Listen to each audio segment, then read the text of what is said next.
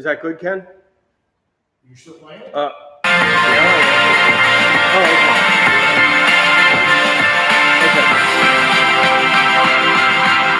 okay. 8 minutes for showtime, folks.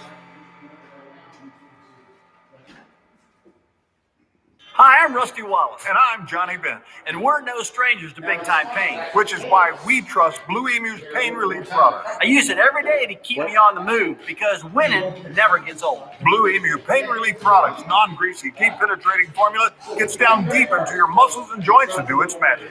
And speaking of magic,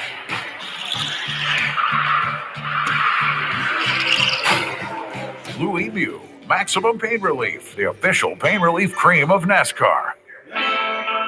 We are stronger together in the warm air and Gulf breezes, by the sparkling water as the sun slowly sets, where pirates shout ahoy and treasure awaits, where gentle manatees swim past timeless minarets, with adventures to discover in historic districts, with diversity and charm, in our community by the bay, to make memories beyond measure when you return, because we are all stronger together,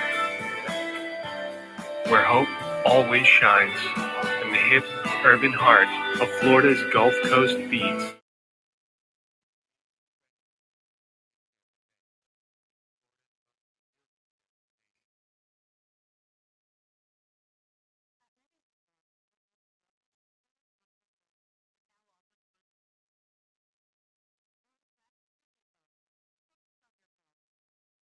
Individualized medical plans call for a free virtual assessment. MediWeight Loss.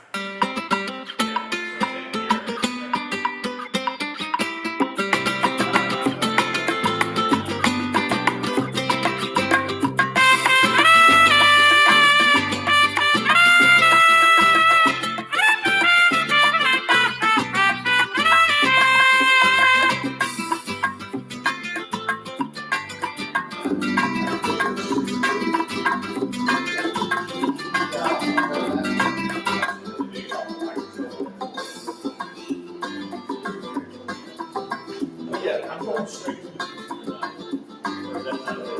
That's great. Yeah, so it's good.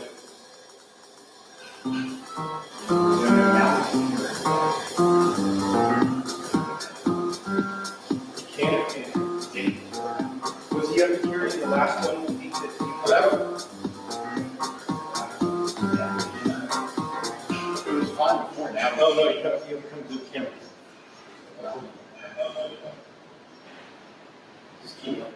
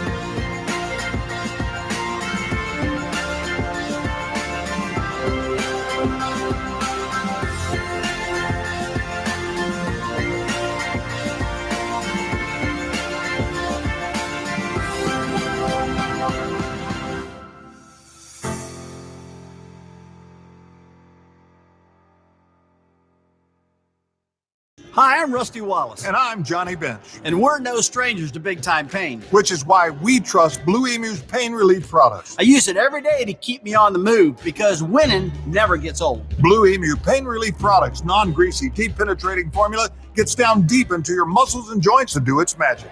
And speaking of magic,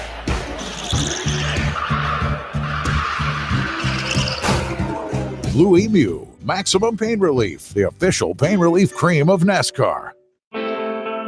We are stronger together in the warm air and Gulf breezes, by the sparkling water as the sun slowly sets, where pirates shout ahoy and treasure awaits, where gentle manatees swim past timeless minarets, with adventures to discover in historic districts, with diversity and charm, in our community by the bay, to make memories beyond measure when you return, because we are all stronger together,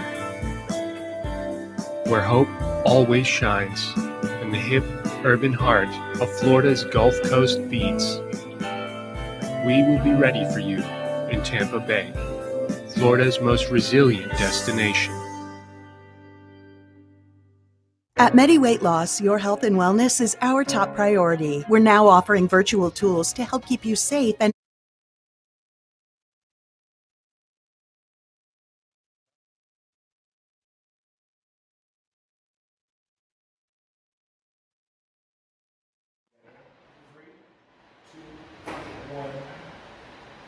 Good morning, everybody. My name is Tyler Martin Milich, Film Commissioner for Hillsborough County.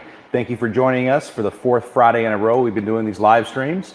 Today, we're lucky enough to have a few sponsors. This first segment comes to us by Blue Emu. You'll see one of their ads roll either before this or a little later on in the program today. But our first guest, as we have been doing in the past, we have voices from around the Bay Area, Florida at large, and also some international callers. But joining us right now is Hernan Tagliani, joining us from Orlando. From the group advertising. Morning, Hernan. How are you? Hey, how are you guys doing? Thank you for having me. I'm doing pretty good. So you were on the program not too long ago. How has things progressed since the last time we talked? Things has been progressing. You know, we are lucky enough to have some clients that they are in demand of work that needs to be done through COVID-19. So we have been, busy so far, keeping us busy. We can't complain. Yeah, that's great. Since last time we talked, we had seen a considerable drop off in a lot of work, not only through our office, but a lot of other companies here in town for obvious reasons. But it seems like in the last week, maybe 10 days even, we've seen a pickup in people trying to get more re-engaged with their clients, their audiences. I think they've resigned themselves to the idea that this is going to be continuing for at least a little while longer and they need to get back out there. Have you seen the same thing or experienced the same thing over in Orlando? Yeah, absolutely. Now more than ever, as we know, COVID is changing our lives. It's changing different industries, the way they will operate moving forward. So some companies are being very proactive in taking this time to find business opportunities, to reanalyze their overall strategy, and when they're ready to come back, hopefully in the next few weeks. So they have, they are prepared and they have a strong plan forward. So it's going to be a lot of moving parts and people. Some industry are going to be affected more than others. But this is a perfect time for any corporation to start analyzing everything from resources to vendors to strategies. So when they come back strong with a strong plan. Yeah. I think we've all been slowly figuring out how to use things like Google Hangouts and Zoom and different Skype type meetings.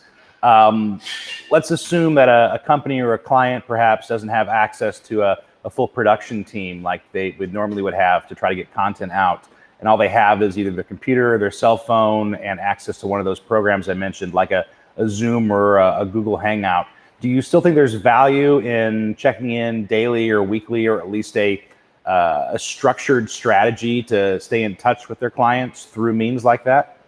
Absolutely, it's a must-have. Nowadays with the technology, it's becoming more and more relevant, and that's one of the things that I foresee moving forward. Most likely will change. We're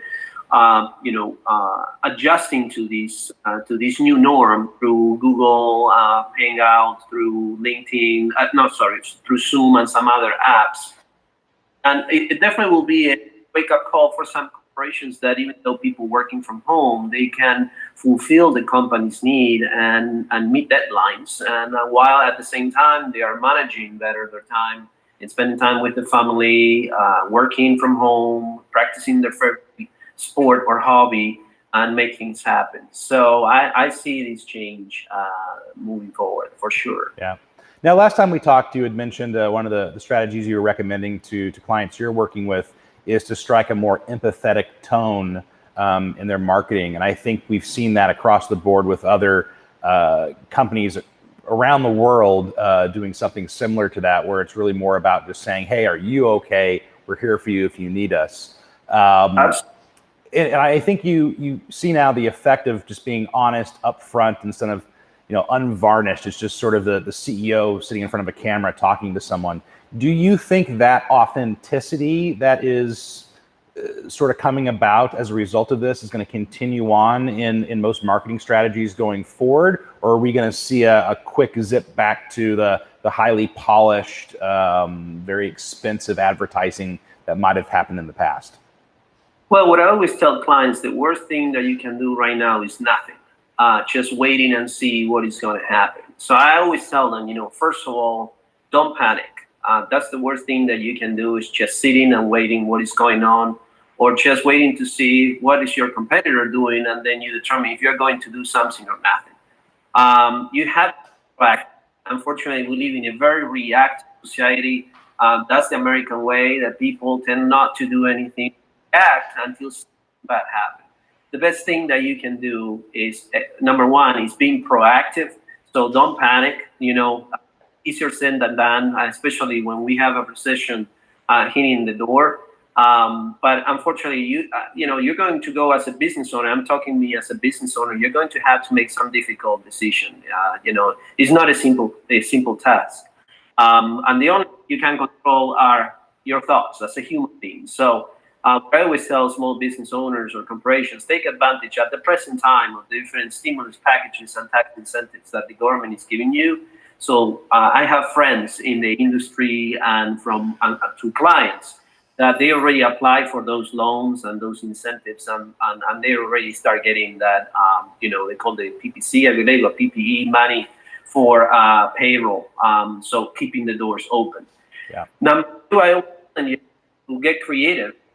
This is a unique scenario, an opportunity to review strategies, with plans of growth moving forward, to learn more about the community and develop and execute culture relevant strategy that will resonate to the different audiences moving forward.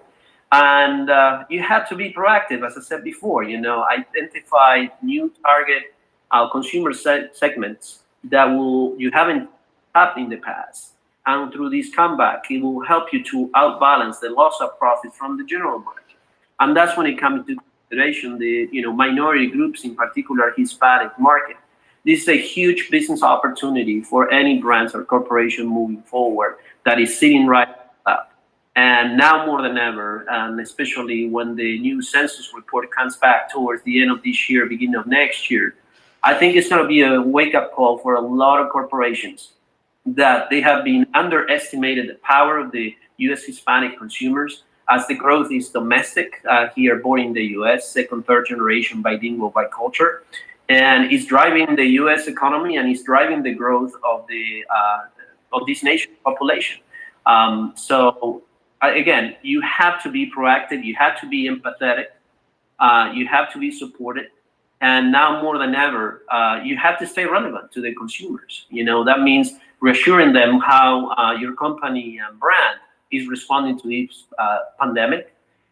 Show support to your customers. I'm here for you in the bad times, and when the good times comes, they will definitely remember you. So that's what I'm saying. You have to be relevant. You have to stay connected to them, and you have to be empathetic.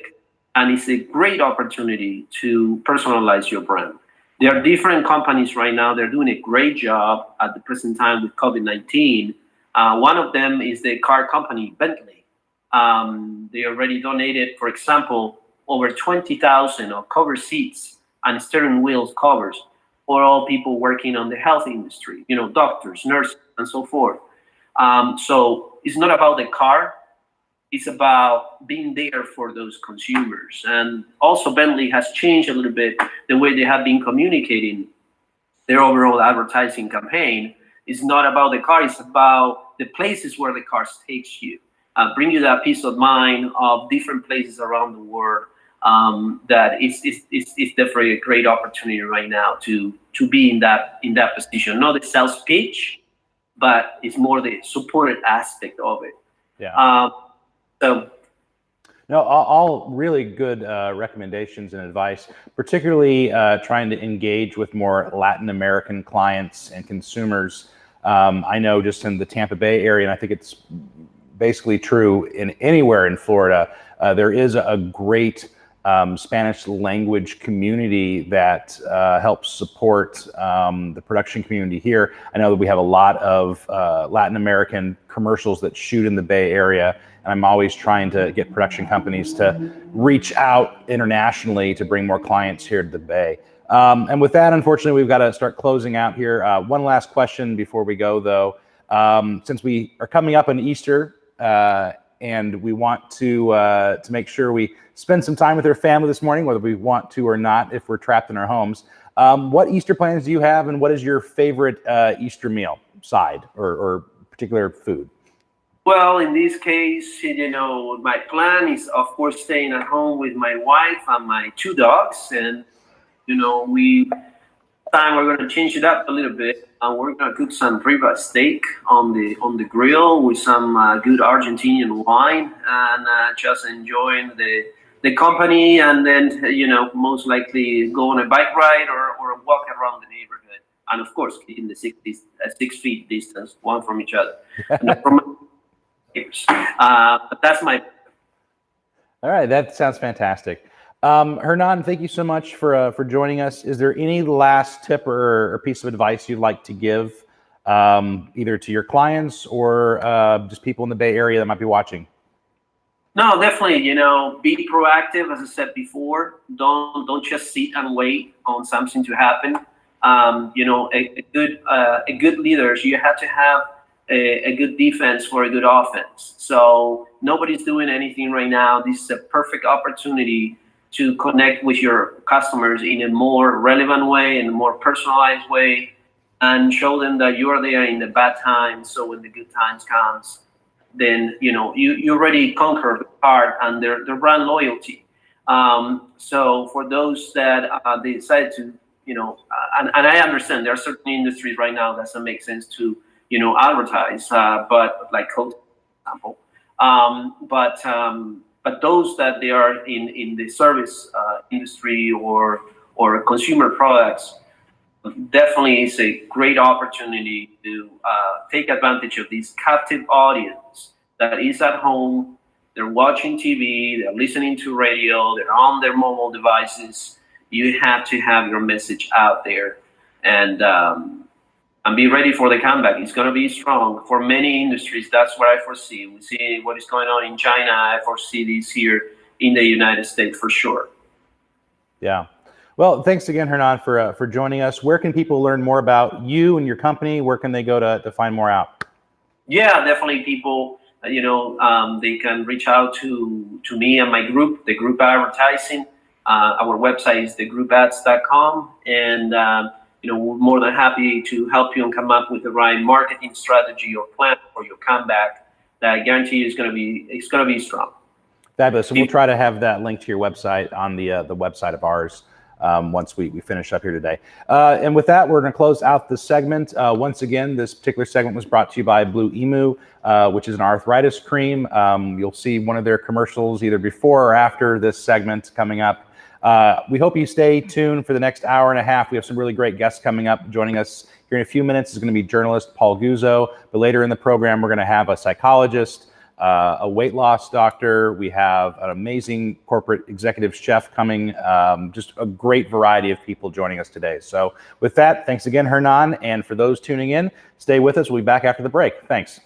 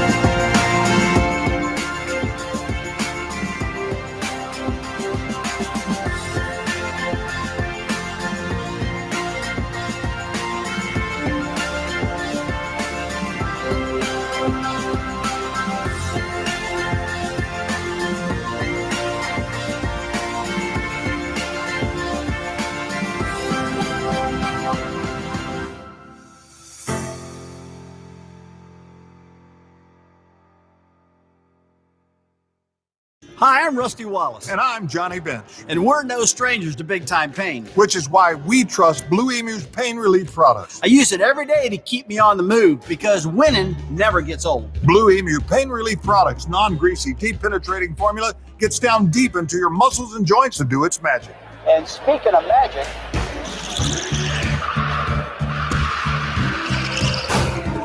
Blue Emu, maximum pain relief, the official pain relief cream of NASCAR.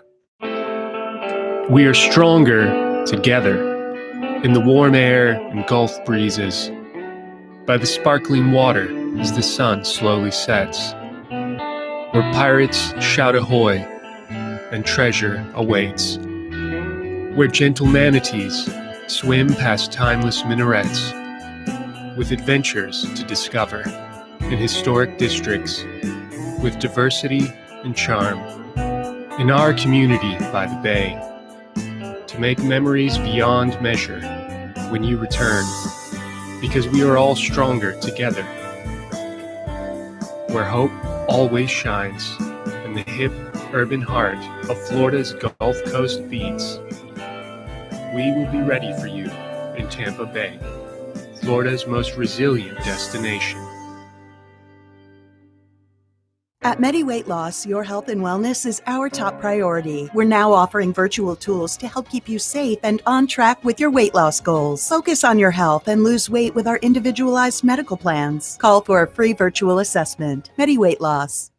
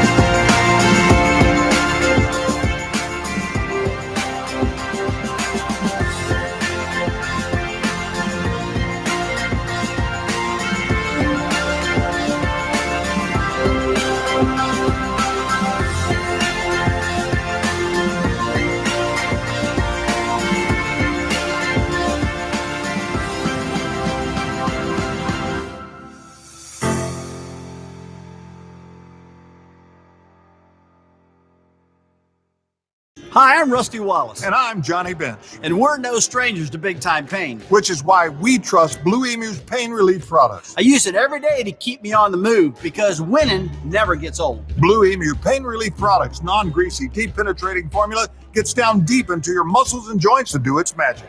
And speaking of magic,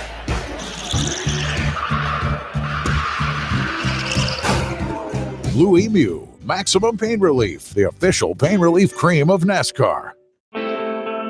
We are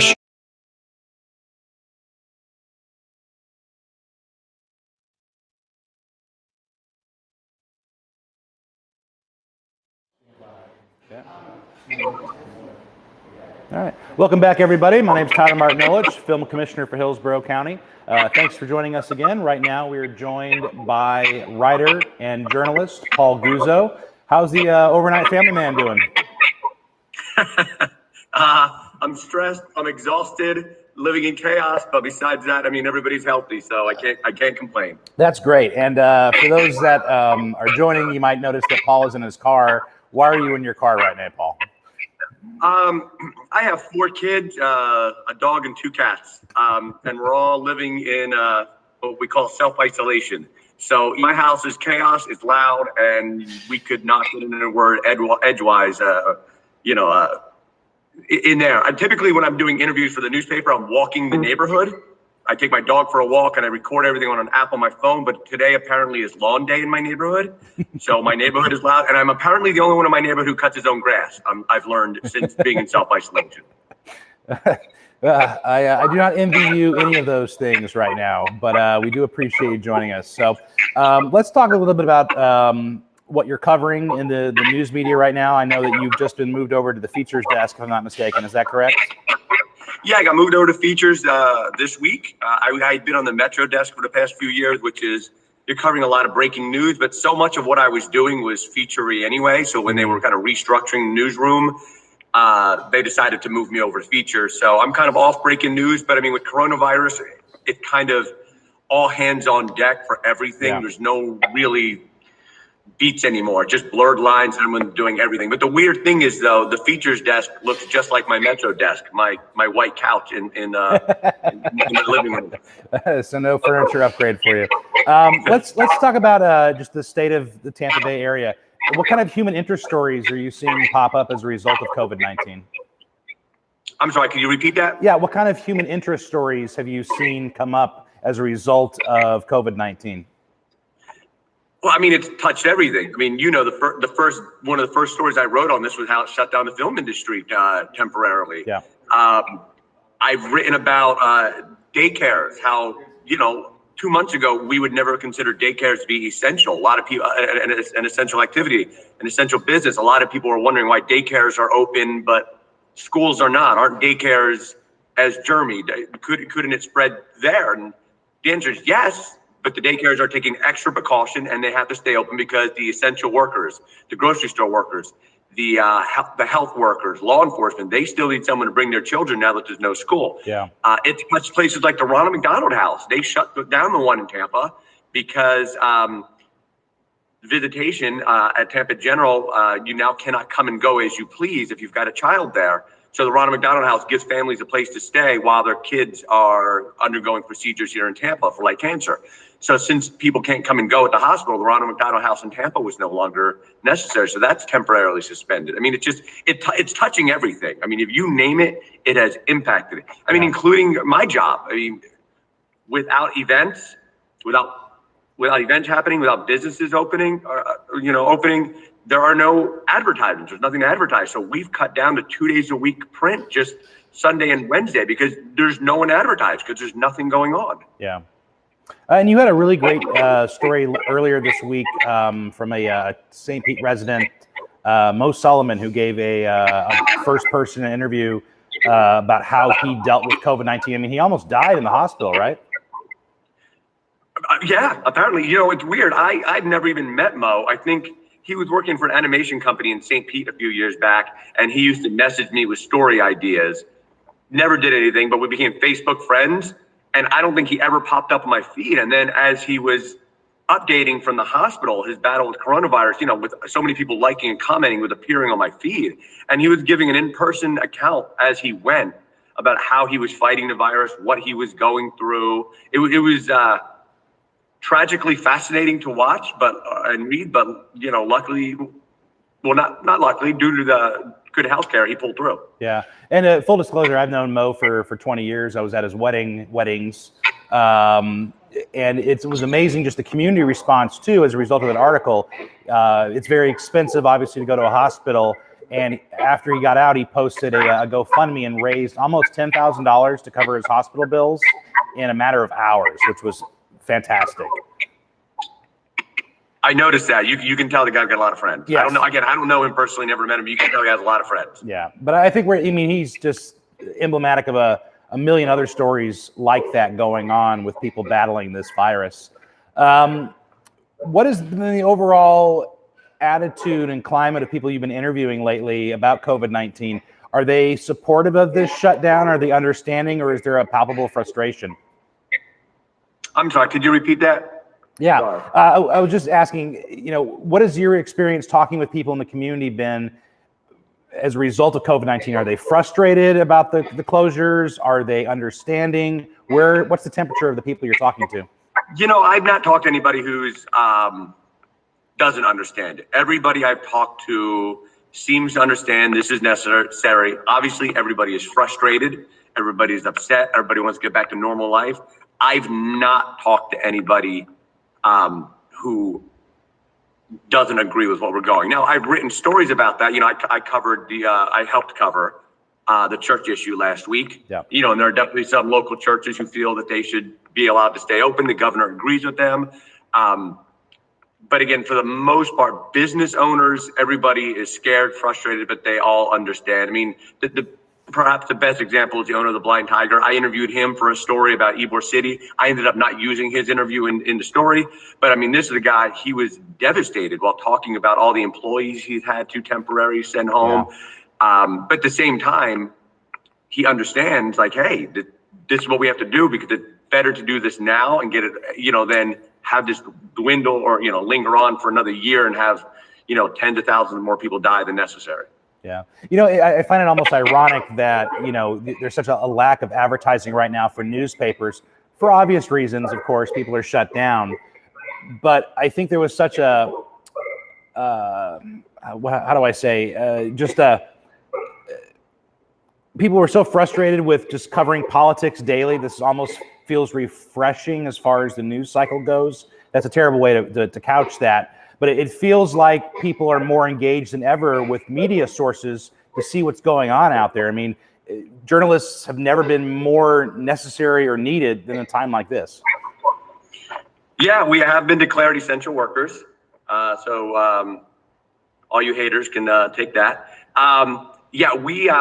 I think people are realizing how necessary we are now. Our website, even though we're only doing 2 days a week of print, our website has never been busier. I mean, we are, I don't know the numbers off the top of my head, but I know they're well over 1 million views a day, which we used to not hit. Yeah. Every story we post on the virus that's covering something essential about it, people are reading. The good news stuff that we're writing about, people are reading. You don't realize how important something is until it impacts your life. People who say, well, why do we need a newspaper? Well, they obviously didn't have children a few years ago who were going in schools that did not have air conditioning. And it wasn't until the Tampa Bay Times covered that something like that got fixed. People do not realize how important a newspaper is in terms of holding everybody accountable and getting them the important facts they need until it impacts their life. And sadly, it is taking this for people to realize it. Hopefully when this passes, and hopefully that'll be soon, people realize that we are needed. Even if we do something to impact their life that day, that week, that month, at some point, we are going to cover a story that will make their lives better. Yeah, absolutely. I can't thank you enough for the work you do in the Tampa Bay area. Let's end this now because we're coming up with a hard break for a commercial. Before we go, though, I want to ask you, you're an accomplished writer and author. One of your books, I introduced you as the Overnight Family Man, was named the Overnight Family Man. What are some quick tips for people that might be struggling at home, having to take care of 1, 2, 4 kids right now that you and Amy have found just over the last couple of weeks? Parental advice? Yes. Lots of scotch at night and lots of caffeine in the morning. I honestly, I couldn't give advice because I have no patience right now. I have not done a good job of making it through this. It's been completely overwhelming. There is no way for it not to be overwhelming. I have to wake up at 5 a.m. and start my workday so I can have the bulk of my writing done by the time my kids start virtual school at 9. I'm still working throughout the day, but I can edit and proofread and make calls with chaos, but I can't write when there's screaming going on. You just got to take a deep breath, at the end of the day, and just realize that it's tough, but everybody in your house is healthy. And, that sounds cheesy, but I think everybody agrees that's what matters, right? Yeah. I mean, my kids, I want to choke them like I'm Homer Simpson and they're Bart, but I mean, at least they're not coughing. They don't have fevers, and I'm not going to have to take them to the hospital because my greatest fear is when this happens, you're absolutely and immediately separated from your family, and I don't want that to happen. Yeah. Now, good advice. Whether you have kids or not, I think a deep breath and a glass of scotch will do anyone good at this point. Let's end it here, though, Paul. Before we let you go, where can people find more about you, and where can they go to buy your books? If you just visit TampaBay.com, you can find all my articles. If you Google me, you can find my landing page. And just let me put something out there to everyone watching or listening. Please digitally subscribe. You can go online to the Times website and get a digital subscription. You get all of our content. All of our coronavirus content is free. There is no paywall, but it costs money to put that out. So we're all basically working to give everybody a free product throughout this pandemic, but you can support us by subscribing. We also have a fund you can donate to and get a tax write-off that you can find on our website. So please support us because, like we said, you don't realize how much you need the free press until it impacts you. Yeah. It's a great line to end on. Paul, thanks again so much for joining us this morning. Best to you and your family. Stay healthy through this crisis. Thanks, bud. I look forward to working on a story on a film set again. I hope so too. All right. Thanks, buddy. And for everyone joining us, please stay tuned. We'll be back after a quick commercial break. We'll see you in a second.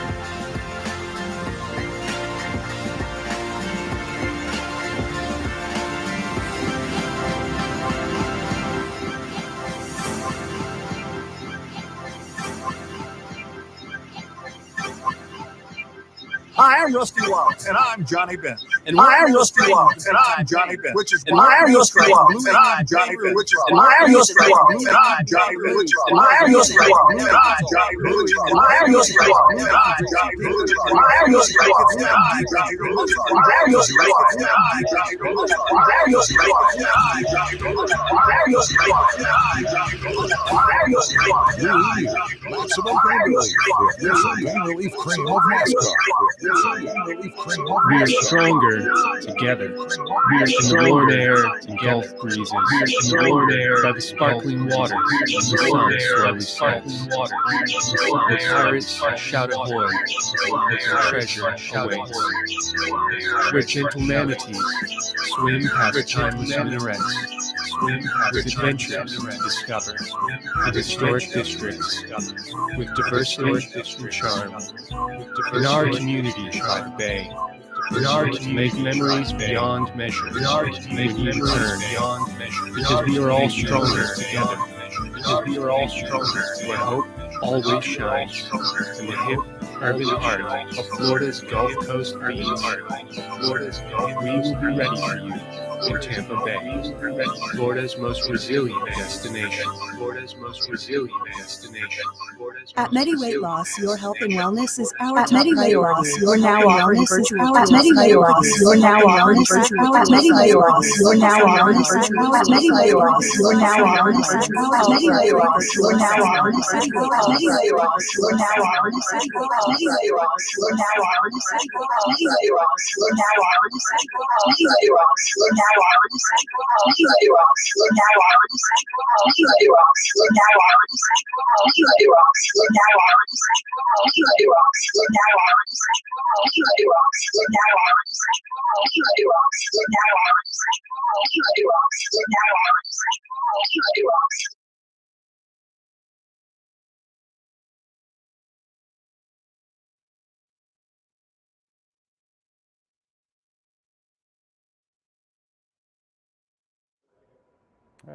Welcome back, everybody. Again, my name is Tyler Martinowicz, Film Commissioner for Hillsborough County. I want to take some time to thank our sponsor for this segment, La Segunda Bakery.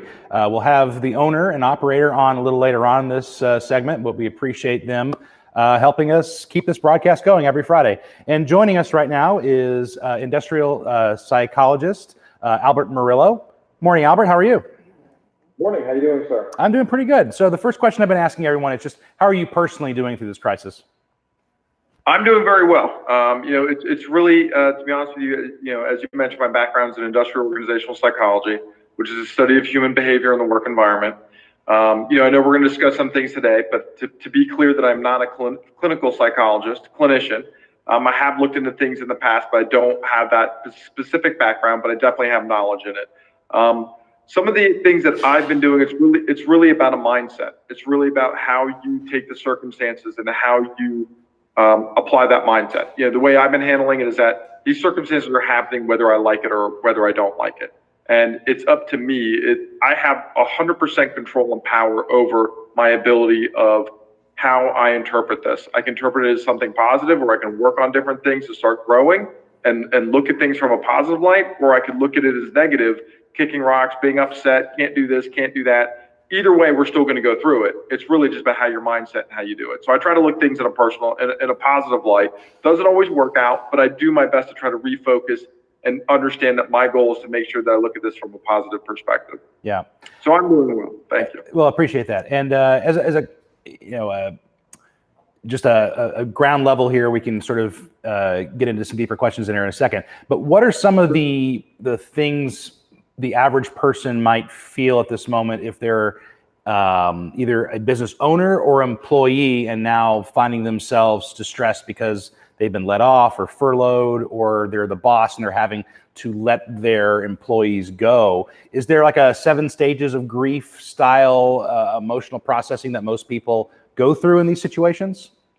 Well, yes. I mean, there's a lot of different levels that you could possibly go through. But losing a job or being an employee or being a business owner and going through that loss is definitely a high level of stress. There's no doubt about that. You can't take away the fact that there's so many different domino effects that go into this, whether it's, if you're the sole provider for your family, or if you're co-providing and then now you're only at half the income, whatever the case may be, or maybe there's no income. So definitely there's a high level of stress that goes into it, and that's not taking away from the concept when I tell you try to make it a positive. That's not saying, hey, I get it, real life happens, but sometimes you have to look at those perspectives and go, okay, this is happening. And it's really, it really boils down to, this is the opportunity that, do you pick yourself up and dust yourself off? And from the perspective of, you get knocked down, you get up, you reload, you re-engage, you go back into what you're going to do, and you focus on that. If it was a business owner, then you look from the perspective of how can you improve that business? How the next time around, when you go ahead and start up or develop that business, how do you look into these particular measures, or how do you go ahead and do things better than what you were before? If you're an employee, this is a good opportunity that you can go from the perspective of, yes, and no doubt about it, it's easier said than done, but if you're at home and you have a computer and you have access to the internet, which I think most Americans do, there's an assortment, a cornucopia of videos out there on YouTube that you could either learn a new trade, that you could, and yes, I get it, where once things are back up and you go into, maybe you see something you may like, you can go further into that and explore into developing a new career.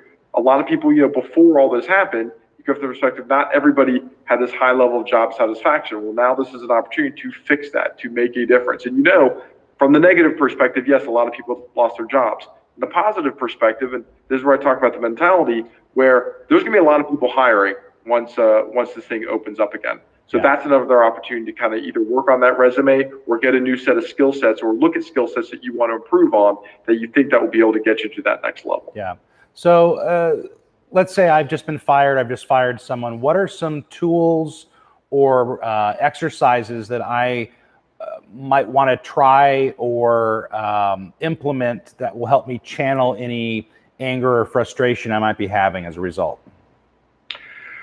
Well, sometimes it's good to just, believe it or not, sometimes when you're emotionally involved in a situation, and this is from, a lot of people that go to psychologists will think that they usually want the psychologist to tell them what they're going to do and that sort of thing. That your typical classical, lay on my couch psychologist. And usually what happens with psychologists is they never really tell you what to do. They walk you through your problems, because a lot of times when you're emotionally involved in something, whether it's a job or a relationship, you can't see yourself or anything outside that particular situation.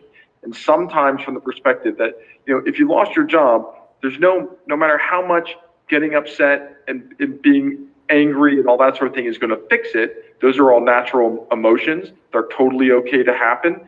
When something bad happens to me, it's goofy as it sounds, I give myself a grieving period. I say, tonight, I'm going to feel sorry for myself, and that's all I'm going to do tonight. But tomorrow morning, I'm done. It's over with.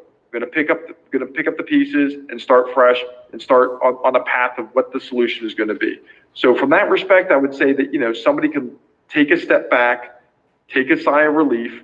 You might realize how much stress you may be developing from that particular job. And you may realize after a week or so that going, wow, you feel so much different afterwards. And then once you do that, you might be able to go, okay, do you want the same kind of career path? Or if you go into the same kind of job again, I really need to do a better job of managing my stress. I need to do a better job of seeing where I want to be. I think a lot of people, and I'm not trying to sit there and tell you that losing a job is something simple, but what I am trying to say is that every time that we're wrapped up in our jobs, and I'm no different, all the little things that we've wanted to do in our lives are always, I'm too busy, I don't have time to do this, whatever the case may be. Well, now you do. Yeah. If there was that other thing that you wanted to explore, now you can. If you always wanted to go back to school for whatever particular thing, I know money is tight, but now you can develop a plan. Okay, I do want to go back to school. Now I can get a job and work my way, maybe do a job that does tuition reimbursement. All these different things that you can sit back and really now explore while you have downtime. I mean, yes, like I said, give yourself that grieving period. I have a friend of mine who recently lost a job, and he was a lawyer, a very good lawyer, and he was very upset. And I told him, I go, well, how are you feeling? And he's like, you know what, I'm upset. And he goes, but you know what, I knew right before all this thing that I really needed a mental break. And I go, perfect. Give yourself a 2-week vacation, give yourself that mental break, and then go back into what you want to do afterwards in either his own firm or whatever the case may be, or a different practice. Yeah. So once again, a lot of this is, and it's easier said than done. I've been there myself. So it takes a lot of mental practice, but you really have to kind of take these lemons and turn them into lemonade and turn them into something positive. You're going to do the time no matter what. It just makes it more bearable. Yeah. It's a quick segment, unfortunately, so we only have time for one more question. I want to transition from those who have lost their jobs to those who have been able or lucky enough to have transitioned to working at home, but might be feeling overwhelmed by their situation at home. Maybe it's just the chaos of their living room. They're used to going into a very structured office-style space. What are some tips that people can maybe, again, take advantage of or implement to help them stay structured while working at home? Yeah, and that myself, I'm also working from home, so that is also something I kind of ran a little difficulty into from the aspect of, I always had the concept that, when I'm at work, that's my work. When I'm at home, that's my playtime, and I try not to mix the two. So I understand that. But now we have a new diameter or new thing that's introduced into our lives that we have to handle. So one thing that's helped me is, and once again, these things are kind of goofy, but once again, what I do sometimes, if I'm having difficulty staying focused on a particular task, I will literally get dressed up in my uniform or wear my business clothes, business tie, as if I'm going into the office. No different. So then I'm in the mode, you're in the feel, you're in that moment. And it tends to be able to help you get more into that structured mindset of now you're at work. And then when I'm done with my workout, my during the day, I take off my clothes like I normally do, and then, get into whatever outfit, for the gym or whatever the case may be that you're going to get into. So I think that is also helping. But I also think, with technology, if you have a laptop, you have those things, you can do video conferencing. I also think keeping connected with others and keeping that mindset of being in the zone. But it does take a mindset, and it's okay that if you're having struggles and difficulties, and it's okay that if you're getting frustrated, things like that, what you have to do is recognize the frustration, understand you're getting frustrated, take a second, take 10 minutes if you need it, take a breather, and go right back at it. In time, your brain will be able to adjust, but just know that these things it's okay. If you get frustrated, like you can't focus, it's okay. Those things happen. That's natural. It's going to take an adjustment period. You're a human being like everybody else, and you're allowed to have these sort of difficulties and to train yourself to get back into that. Yeah. Wonderful tips. We got to close out the segment now, but before we do, where can people learn more about you and your practice? Oh, wow. I'm found on LinkedIn. You can always find me on LinkedIn at Albert G. Murillo. I'm there. Also, Pete Guzzo, I know that he's a part of the production that's working with you all, and I'm sure he'll get introduced or has already been introduced on the podcast. He's another great source to get a hold of me. I also have resources that, as I mentioned, I'm more of an industrial organizational, more the business side of it. But I also do have contacts that are on the clinical side, that are the actual therapist type side.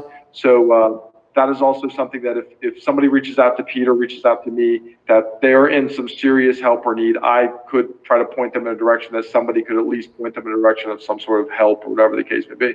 It's tough times. It's difficult. It's stressful. Understand that all these emotions that people are going through are normal, natural. Everybody does it. Even me, the psychologist, I go through the same thing and have to stop myself and go, hey, goofball, you're a psychologist, focus. So it happens to all of us. It's okay.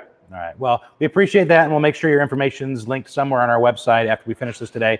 Thank you guys again for tuning in, and again, thank you to La Segunda Bakery for sponsoring this particular segment. Come back in a few minutes after this commercial break, and we'll be joined by another guest. Thanks, everybody.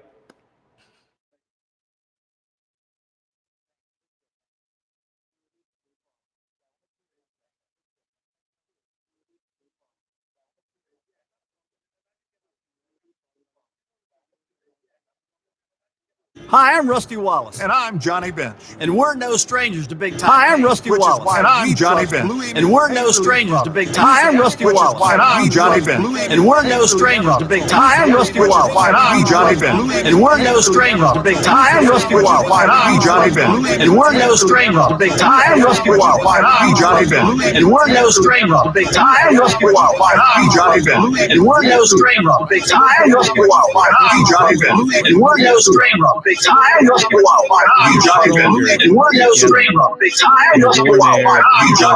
no strangers to big time. Hi, I'm Rusty Wallace. And I'm Johnny Bench. And we're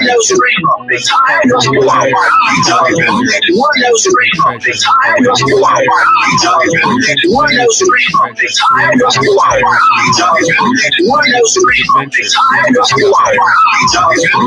And I'm Johnny Bench. And we're no strangers to big time. Hi, I'm Rusty Wallace. And I'm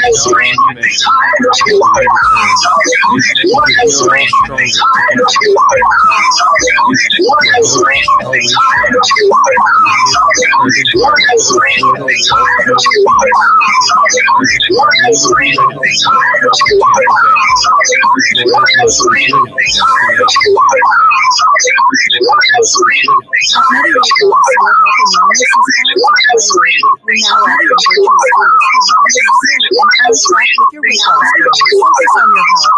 we're no strangers to big time. Hi, I'm Rusty Wallace. And I'm Johnny Bench. And we're no strangers to big time. Hi, I'm Rusty Wallace. And I'm Johnny Bench. And we're no strangers to big time. At Medicare, your health and wellness is our top priority. We're now offering virtual tools to monitor you and on track with your weight loss goals. Focus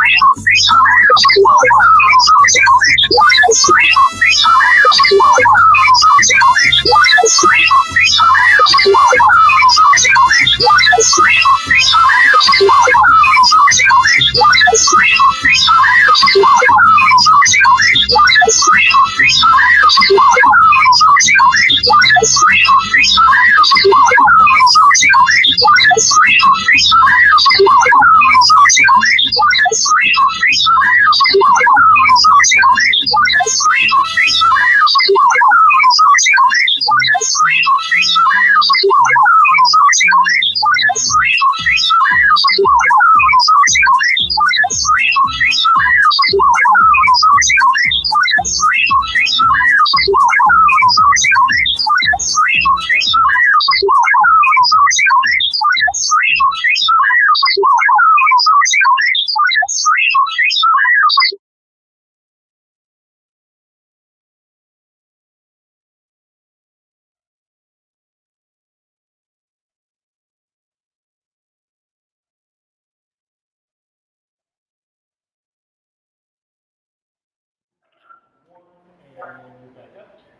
All right. Welcome back, everyone. Again, my name is Tyler Martinovich, Film Commissioner for Hillsborough County, and this segment's brought to you by Medi Weight Loss.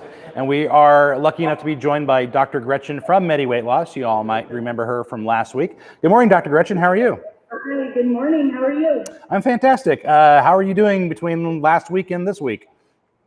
Well, trying to stay sane. Let's start by that because I'm just not used to being at home. So we're trying to really make the best of this, and I'm extremely proud of the company I work for. We've been there. We continue to be there for patients. We continue to be able to provide the services. A little bit different now because we are offering the telemed for those follow-up patients. But it was important for us to just develop some type of platform where we could continue helping our patients. And extremely stressful for us at corporate, but we got it done, and I can't be prouder of the team I work with. Yeah.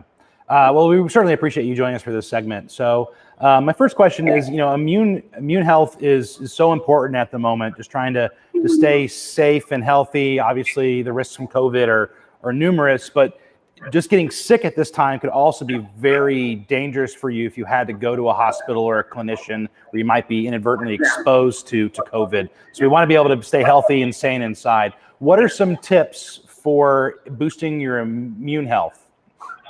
So like you said, the immune system right now is going to play such an important role in our lives, right?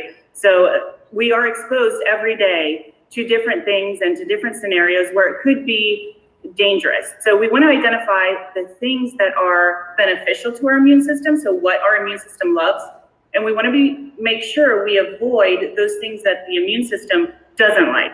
So things that immune system loves is a good diet, a diet that's high in fresh fruits and vegetables, where you're getting all those vitamins and minerals that it thrives on. So extremely important, a diet that's high in fiber, high in a lot of those fresh fruits and vegetables. We're getting the vitamin C, the zinc, all the B complexes. Extremely important to be ingesting that type of thing. Another thing that the immune system is going to thrive on is a healthy weight. So obesity alone is a very high risk factor for a hampered immune system. So you want to make sure that you don't do those things that it doesn't like. It needs a healthy weight. Mm-hmm. It also needs exercise and sunlight. It's extremely important that somehow you figure out how to get some of that sunlight and some vitamin D in your body, because your immune system is going to need it, especially in these times. Yeah. And we want to make sure that we don't do things that it doesn't like. It does not like when you smoke. It does not like when you overeat and you eat over processed foods and foods that are very high in simple carbs and sugars. And it really does not like lack of sleep. So you need to make sure, I know a lot of us are very stressed out right now. We don't have the ability to do the same amount of physical exercise that we were used to. So at night, it really takes a toll because we're tossing and turning and not getting that restful sleep that we need. Yeah. So somehow we have to figure out how to do that. Please go ahead. And I mean, like I said, one of the most important things is just trying to avoid what it doesn't like. It doesn't like when we overdrink. And I know a lot of us have now we're at home a little bit more and we have a lot more time on our hands and we want to have our cocktails in the evenings. It's okay, but try to not overconsume alcohol because it does pull on the immune system for sure. Yeah, all good tips. I'm actually going to the grocery store right after this. What are some super fruits that I should be on the lookout for that I might want to pick up? So you want to pick up all those fresh fruits and vegetables that are very high in antioxidants and in vitamin C. So all the berries are extremely beneficial. They are great superfoods. All the greens like kale, it's just so nutrient packed with things that your immune system loves. And in addition to that, you're going to want to pick up some citrus because it's really good, the vitamin C for the immune system. And you can do that either in oranges, tangerines, or limes and lemons. A lot of people are recommending that tea at the end of the night before bed. It's going to help you with a little bit of chamomile or a little bit of lavender. And in addition to that, do some of it with lemon or lime, and that's going to be a huge boost of vitamin C. Yeah, great tips. I think there's some misconceptions out there as far as how COVID-19 is transmitted. Should people be worried about ingesting it through various food products? So a lot of people ask me that, and the reality is there is no evidence that the coronavirus can be transmitted through food. A lot of people say, should I be cooking at home, or should I be even doing takeout? The reality is that the coronavirus attacks us by attacking those cells that are in our upper respiratory tract. So unless we inhale that food, it is virtually impossible to contract the virus by eating something that has it on that, right? That being said, the way we could transmit the virus with takeout is by the containers that it's in, because it's been known that the virus can live up to 72 hours in these containers. So I always recommend people that are doing takeouts, there's no problem. Make sure you pay and tip in advance. Make sure your driver leaves the food on your doorstep or somewhere at least 6 feet away. You wait until that driver leaves, and then you pick up your food, set up an area in your kitchen. Just make sure you disinfect the containers that it's in on the outside. Open that food up, put it in a separate dish from your home, and then discard all of that material. All of those bags, all of those containers, discard them. Wash your hands very good, and then just go into consuming food as usual. Yeah. Great tips. Last week when we had you on, you mentioned the importance of probiotics and gut health, but we didn't get into the specifics as far as what food groups people should be looking at to improve their gut health. What would you recommend? So for gut health, gut health is a very complex topic, but ways to keep very adequate gut health, because what the important part of it in our scenario right now is that gut health is extremely important for the immune system. And ways to keep your gut healthy is, again, diets that are high in fiber. And right now we go to the cupboard, we get the Oreos, we get the cookies, we get all the different things that are not high in fiber, that are very high in gluten, and our gut does not like that. You want to stay away from that. You want to make sure you're consuming a lot of fruits and vegetables, very high in fiber foods, and making sure that even if you don't consume it through yogurt or through anything else, you at least get a healthy probiotic. It's extremely important. And lots of hydration. And I think we have a little bit more time now to drink water, so I think we're finally doing that. Yeah, I know I've been drinking more water. You mentioned the importance of going outside and getting that great vitamin D from the sun. What are some suggestions you might have for exercising outside, both to stay safe, but also particular exercises that might be more beneficial than others?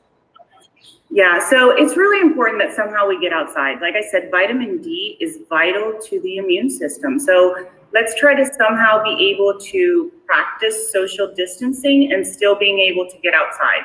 You want to make sure you take your hand sanitizer with you.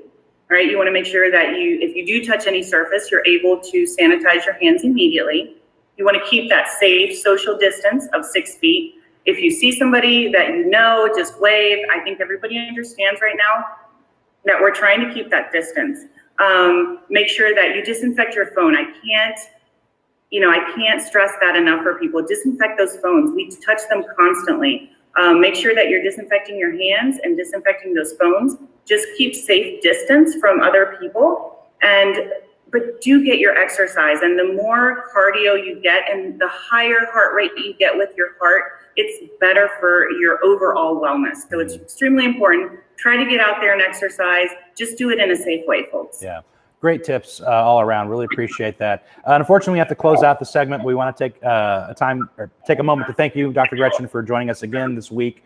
Really appreciate it. And we certainly appreciate Medi Weight Loss sponsoring this particular segment. So with that, we're going to close out the episode. My best to you and your family. I hope you stay safe and healthy in the coming weeks. And for those that are watching us online, stay tuned. We'll be back right after a short break. Thank you so much.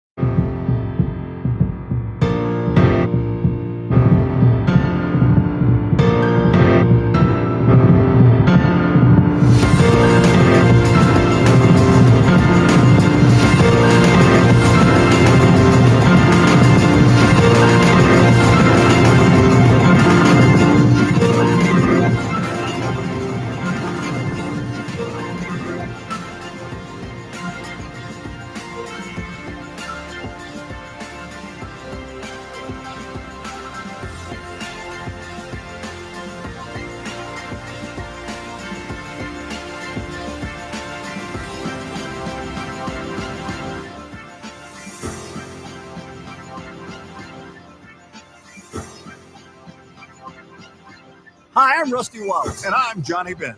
And we're no strangers to big time. Hi, I'm pain. Rusty Wallace. And I'm Johnny Bench. And we're no strangers to big time. Hi, I'm pain. Rusty Wallace. And I'm Johnny Bench. And we're no strangers to big time. Hi, I'm Rusty Wallace. And I'm Johnny Bench. And we're no strangers to big time. Hi, I'm Rusty Wallace. And I'm Johnny Bench. And we're no strangers to big time. Hi, I'm Rusty Wallace. And I'm Johnny Bench. And we're no strangers to big time. Hi, I'm Rusty Wallace. And I'm Johnny Bench. And we're no strangers to big time. Hi, I'm Rusty Wallace. And I'm Johnny Bench. And we're no strangers to big time. Hi, I'm Rusty Wallace. And I'm Johnny Bench. And we're no strangers to big time. Hi, I'm Rusty Wallace. And I'm Johnny Bench. And we're no strangers to big time. Hi, I'm Rusty Wallace. And I'm Johnny Bench. And we're no strangers to big time. Hi, I'm Rusty Wallace. And I'm Johnny Bench. And we're no strangers to big time. Hi, I'm Rusty Wallace. And I'm Johnny Bench. And we're no strangers to big time. Hi, I'm Rusty Wallace. And I'm Johnny Bench. And we're no strangers to big time. Hi, I'm Rusty Wallace. And I'm Johnny Bench. And we're no strangers to big time. Hi, I'm Rusty Wallace. And I'm Johnny Bench. And we're no strangers to big time. Hi, I'm Rusty Wallace. And I'm Johnny Bench. And we're no strangers to big time. Hi, I'm Rusty Wallace. And I'm Johnny Bench. And we're no strangers to big time. Hi, I'm Rusty Wallace. And I'm Johnny Bench. And we're no strangers to big time. Hi, I'm Rusty Wallace. And I'm Johnny Bench. And we're no strangers to big time. Hi, I'm Rusty Wallace. And I'm Johnny Bench. And we're no strangers to big time. Hi, I'm Rusty Wallace. And I'm Johnny Bench. And we're no strangers to big time. Hi, I'm Rusty Wallace. And I'm Johnny Bench. At Medi Weight Loss, your health and wellness is our top priority. We're now offering virtual tools to help you safe and on track with your weight loss goals. Focus on your health and lose weight with our individualized medical plans. Call for a free virtual assessment. Medi Weight Loss. Call for a free virtual assessment.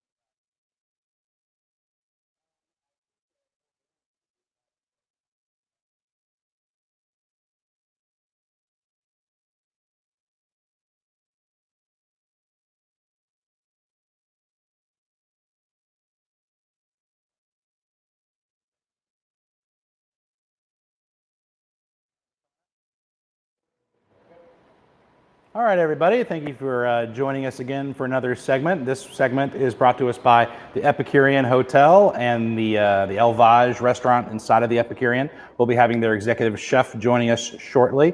But for this segment, we're going to be both financially and emotionally healed, hopefully. We have Ken Ingram from Bank of England Mortgages and Lisa Jameson from Lift Performance Enhancement. How are you doing, guys? Morning. Good, very good. Doing good. All right. How about yourself? I'm surviving on a Friday, though it's kind of gloomy out. But I'm looking forward to some fresh air here in a minute. I've been cooped up in the studio for an hour now, so it's time to get outside. But let's start with Lisa. Lisa, how are you doing since last week when we spoke with you? Any updates? Any changes? I guess I can say I'm doing fine, and that's probably about where I was last week as well. And I think I can say I'm finer. You know, it's because I'm kind of trying to, do some of the work. You said as the lead in today, we're going to talk about financial and emotional health, and I just heard an interesting statistic on the news that in Hillsborough County, Florida, where we are, that the mental health calls to the agencies have increased by 900%. I mean, wow. 900% is a crazy number. And I had to take this kind of sigh of relief, this kind of sigh of, wow, I feel so sorry for my community, but then thought, okay, but I know we can do better. I know, there's strategies to help mind ourselves before, and some of that's looking to other people for help, but what can we be doing just to keep our own mental health, our own sanity, our own sense of security, which is the biggest one, safety and security. In an earlier segment, we had reporter Paul Guzzo on, and he was talking about just how crazy it's been at home with him and his wife trapped with 4 kids. Maybe trapped isn't the right word to use. But he's feeling it today more than other days, and it's just really getting to him. What are some things and some processes he might be able to do when he gets up in the morning just to mentally prepare for the day? Yeah, I'm a big fan of, physically, mentally, emotionally, take all of those, but let's look at the emotional piece of it and compartmentalizing. I've been offering 2 kind of freebies. The one is at 9 o'clock in the morning. It's a 15-minute segment of breathing, which sounds, can sound pretty woo-woo, but it's a time to what I refer to as catch your breath. Some people are coming on it just for the sake of checking in and compartmentalizing. Other people, it's a new practice to them. So it is literally the first time they caught their breath and then perhaps trained it a different way.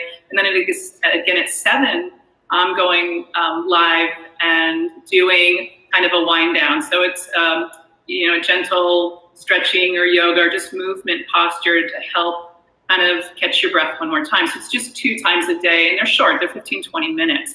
But somebody said, well, what are we going to do this weekend? And I said, the gal's got to have a weekend. So I'm not offering those on Saturday and Sunday because I need to differentiate.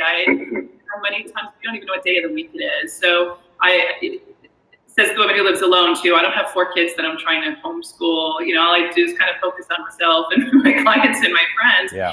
But don't do school on Saturday and Sunday. Have playtime extended. I call them timeouts in sports. And I said this last week. In sports, a timeout is not a bad thing, right? And especially if it's a television timeout, everybody gets a freebie. It doesn't even cost you, right? It's not a penalty box. So kind of start rephrasing that. You're not in timeout, kid. You're in the corner for 5 minutes. Come out and apologize when you're done. It's not that kind of timeout. It's little. Everybody go to their sides and catch your breath and maybe get some new rules. Yeah, right? some great tips. Ken, let's turn to you. There's this concept of forbearance out there. One, define that, and then let's talk through how people can take advantage of that. Okay, so it's been a real hot topic for us lately, and I think people really getting a good understanding of this is going to be real important. So there's 2 different kind of loans out there. We've got mortgage loans, and then of course you've got your credit cards, your auto loans, and everything else that falls into that consumer loan bracket. Many of our auto loans are offering a true deferment. You log on to your website, it says, hey, would you like to skip 3 payments? Give them a little bit of information, and they truly defer the loan. That pushes those 3 payments back to the end of the note. It's a big benefit. I think for people who are looking to cut back on their expenses, they should be starting with their auto loans because those are true deferments. Now, our government and our media have really kind of marketed and glamorized the idea of doing a forbearance with our mortgages. But what they've kind of failed to say is that forbearance in the servicing world, in the mortgage servicing world, is really the first step to foreclosure. It's a loss mitigation practice. So when you enter into a forbearance program, you have entered into a loss mitigation arena. And in the servicing departments historically, it's their goal to collect that money. Okay, so they're giving us a forbearance and allowing us to take a few months off from payments. But their intention is to collect that money. And so from my understanding, most of our banks are doing 90 days at a time. And at the end of the 90 days, they will review you to see if you can be eligible for an additional 90 days. But people are failing to ask the hard questions, which is what happens when the forbearance period is over? Once the forbearance period has ended, it becomes their primary goal to collect the money, either all in one lump sum, stretched out over 12 or 24 months. I have yet to hear a bank actually tell somebody they were putting it to the end of the mortgage. I don't believe that's going to be an option for most people. And if it is, it's going to be an additional step. You will go from forbearance into loss mitigation.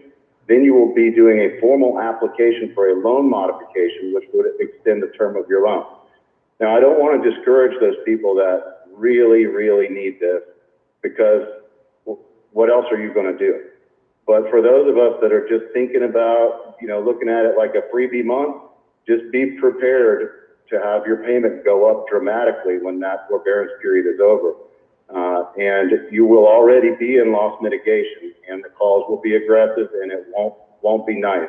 So this is just, my opinion based on my experience. I did work in mortgage servicing for almost a decade, and I've read all the notes, and there's a lot of sad stories that come out of these forbearance agreements when the payments go up. Yeah.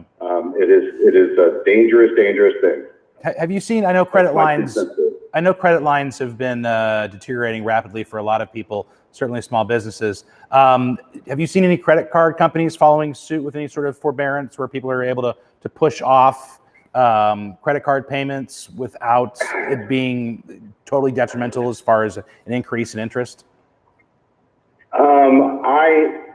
I did have some notification on my personal credit cards, but I wouldn't even click on it because my assumption is that they might let you skip a few payments, but your balance is going to go up. Yeah.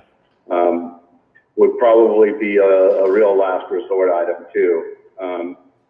Again, I think that any consumer loan, whether it's a boat loan, a car loan, even maybe some of these personal loans people have through Lending Club and things like that, those are the creditors that I think can do a true deferment. A lot of times people have two automobile payments as part of their expenses. I would definitely go after those two auto payments and make the mortgage payment. That's just my opinion. Yeah. No, great advice, particularly with the forbearance for the car loans that you might be involved in. I hadn't even considered that, but I'm going to do that as soon as I get home today. Lisa, let's turn it back to you. In our last segment, we had Dr. Gretchen from Medi Weight Loss talking about the importance of decompressing at the end of the day so you have a good next day. And one of her tips was just relaxing with a hot cup of tea. You mentioned stretching that you've been doing during the week at 7 o'clock. What are some other exercises people can do to clear their mind at the end of the day so they can actually get a good night's sleep? Great question. I always go back to breath, right? The first thing you do is you really need to, and it's a little bit cliche, but stop and catch your breath. And we know with training, you can get rid of that fight or flight response. You can get rid of the adrenaline in your body. And with training, you can do that in about 3 breaths, but that's with training. So if it's, I'm going to take 20 breaths, or I'm just going to sit here, and it's that notion of breathing into your nose, exhaling through your mouth, almost like you're breathing through a straw, so that flow of air is a little bit slower, right? And eventually your exhale will become about twice as long as your inhale. And for its a vagal nerve response, it's a parasympathetic response. It gets the blood back to the center of your body so it can do center of the body stuff, which is what we want to happen at night, right? The blood comes back, works on immune function, works on digestion. So the real answer to your question is once you've caught your breath, then you can compartmentalize and say, this is the time of day where I'm winding down. Pick what you like. If that's a cup of tea, have a cup of tea. I've been doing some food stuff from not drinking any alcohol, which I gotta tell you is a little hard when you're shut in on these times, right? You just want to have a glass of wine at the end of the day. So I don't want to miss out on these virtual cocktail parties or coffee with a friend or a glass of wine with a friend. But frankly, nobody cares what I put in my sippy cup when I put out on the porch. So I go out with my glass of whatever, but just having a half an hour with some friends to do absolutely the opposite of what we've done all day. Maybe that's giggle with people, get closer to the screen because you feel like you're getting closer to your friends. Yeah. So whatever brings you a little bit of happiness or joy, certainly what might possibly bring you a little quiet and contentedness, which are new concepts to a lot of people. Yeah. So that would take a little thought. I don't know what I like to do. I don't know what lack of noise in my space sounds like. I don't know what I like to listen to, right? I just don't know. So it's the good news is we have some time to actually think about that now in your own space. What can you do? Great tips. We actually have a question from the studio audience. What do we got, Pete? Yes, so Lisa inspired somebody online to send us a chat asking Ken, based off what Lisa's talking about, how to keep yourself calm. How can you financially keep yourself calm when you're a small business? Looking at your P&Ls every day, knowing that you don't have work coming in. What is the best solution for that? Okay, so to reiterate the question, based off of Lisa's tips, we have someone talking about the wellness of their own business to Ken. How can people stay calm if they're a small business owner and they're looking at their balance sheets and just see no new work coming in over the foreseeable future? Any tips, Ken? I'm going to divert to Lisa for this one. Breathe a lot. So, because I'm self-employed, and in my practice, I work with athletes, I work with workout people, I do massage, I work with a psychotherapist doing joint sessions, but I'm always within 6 feet of people, and I'm most often not be able to put my hands on them. It's been very hard for me to watch people on a screen and not reach out and try to move their foot. I keep wanting to touch them. So the answer is you got to do differently. Right? You really kind of stop and do differently. I'm also in that notion of, wait, I still have business rent to pay. I theoretically am out of work, and how can I do this? So I think, Ken, you gave us some really great information, and as what was being said, this is not necessarily what we've been told, or it's not the way we've perceived what has been presented to us. Oh, let's do this and life will be good. No, you're going to get a nasty phone call in 3 months and you're going to owe more money.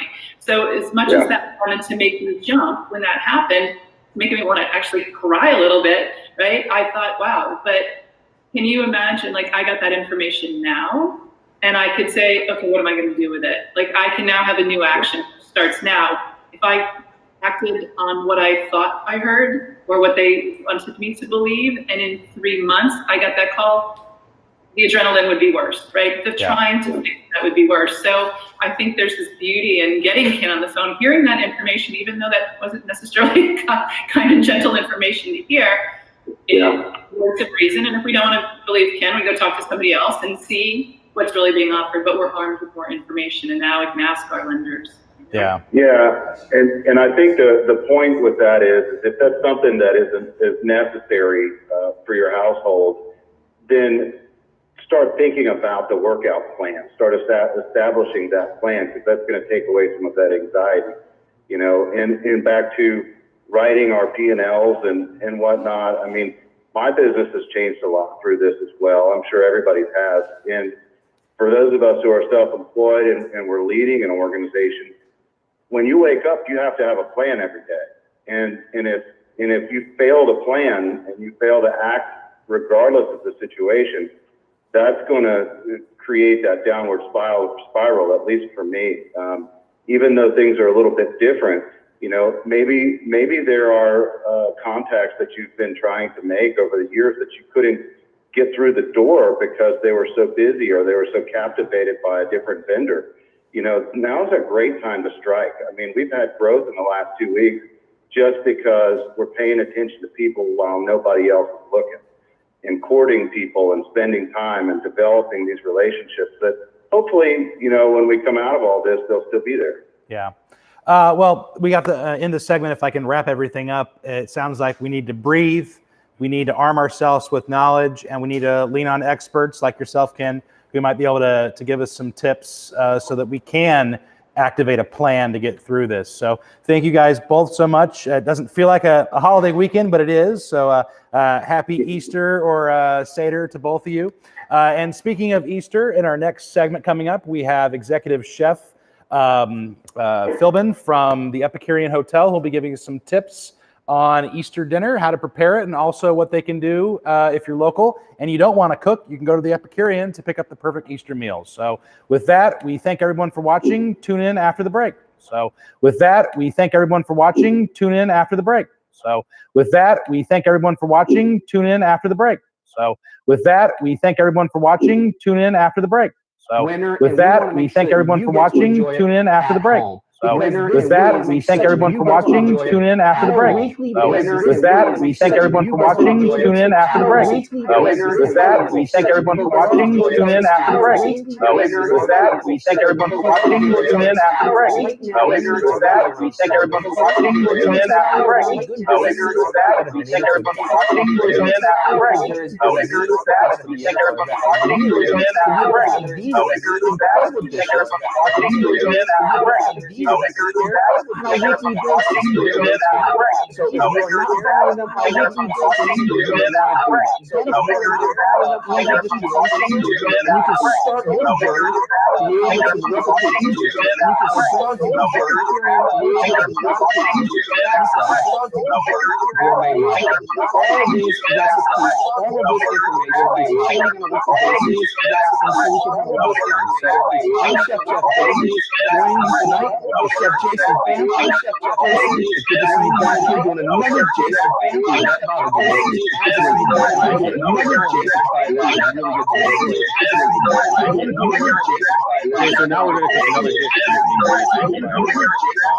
So now we're going to have another marinated chicken breast that's marinated in sour cream and lemon rose. We have our green salad. We have some I actually love this. For me, at home, it's really actually love this. For me, at home, you selling chicken for the public. Yes, correct. One thing that we've noticed is a lot of grocery stores for the public. Yes, correct. One thing that we've noticed is a lot of grocery stores with us as restaurants, hotels, resell our business with us as restaurants, our vendors, resell our business with us as restaurants. We notice that reselling business is going to be in the store. Continue to look at the I love it. So at home, you can be able to get this chicken. Now, I love it. So does it come marinated? Does it come unmarinated? So we have chicken breast that you can buy with the plain. We also have so we have chicken breast. We also have we also have so we have chicken breast. You can grill that. You can make a wrap. You can make a dish. You can do all kinds of things. So you got 3 different varieties of chicken that you can be able to get here at the Epicurean. Yes, sir. Wow. Folks, if you have not already thought about this as your go-to spot right now, if you have not already thought about this as your go-to spot right now, if you have not already thought about this as your go-to spot right now, if you have not already thought about this as your go-to spot right now, if you have not already thought about this as your go-to spot right now, if you have not already thought about this as your go-to spot right now, and now that that's warm, you take the chicken breast, add a little bit of salt and pepper, and now that that's warm, you take the chicken breast, add a little bit of salt and pepper, and now that that's warm. The marinade started with extra virgin olive oil, garlic, parsley. The marinade started with extra virgin olive oil, garlic, parsley. The marinade started with extra virgin olive oil, garlic, parsley. The marinade started with extra virgin olive oil, garlic, parsley. The marinade started with extra virgin olive oil, garlic, kosher parsley. The marinade started with extra virgin olive oil, garlic. So now the pan's warm, just like we did with the salmon. You don't want to let it roast.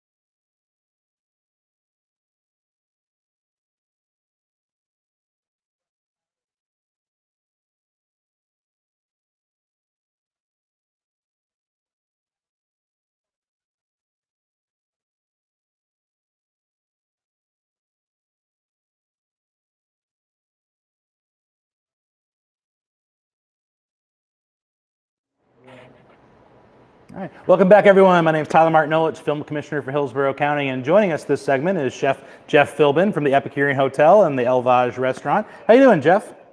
Doing well, Tyler. Thanks so much for having me. I thank you for taking some time today. It's Good Friday, and we have Easter coming up. A lot of people trying to figure out how to spice things up this weekend when normally they'd be visiting family or friends, and now they're stuck at home. So let's talk about a couple of things that Epicurean's doing to help with that. Let's start with some recipes you guys filmed recently.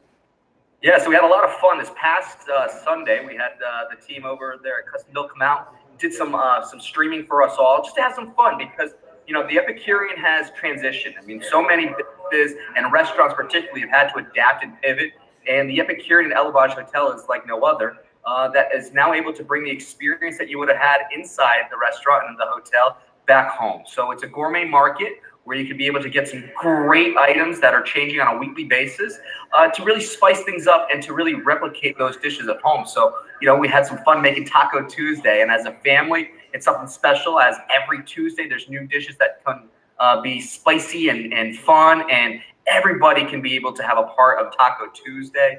And you learn how to cook a salmon, a beautiful salmon dish with a nice barley salad. I mean, this is the time right now where people are thinking about, you know, wanting to have a sense of normalcy, and the Epicurean and Elvage are still trying to deliver that just in a new way in how it's packaged. Yeah. And for those that have never experienced the Epicurean or Elvage, you guys are in the heart of Hyde Park and really are, even though you're an amazing hotel, you really are sort of a fixture of the community. Certainly your restaurant is amazing. You have one of the best happy hours in town. I've taken advantage of it more than a few times. But you're relatively new to the Epicurean. It's only been a few months since you've come on board, correct? That's right. That's right. You know, I've had a great opportunity and privilege to really be with that team there. Coming off of the successes of Fox TV's MasterChef, where I netted out as the 5th best home cook in America.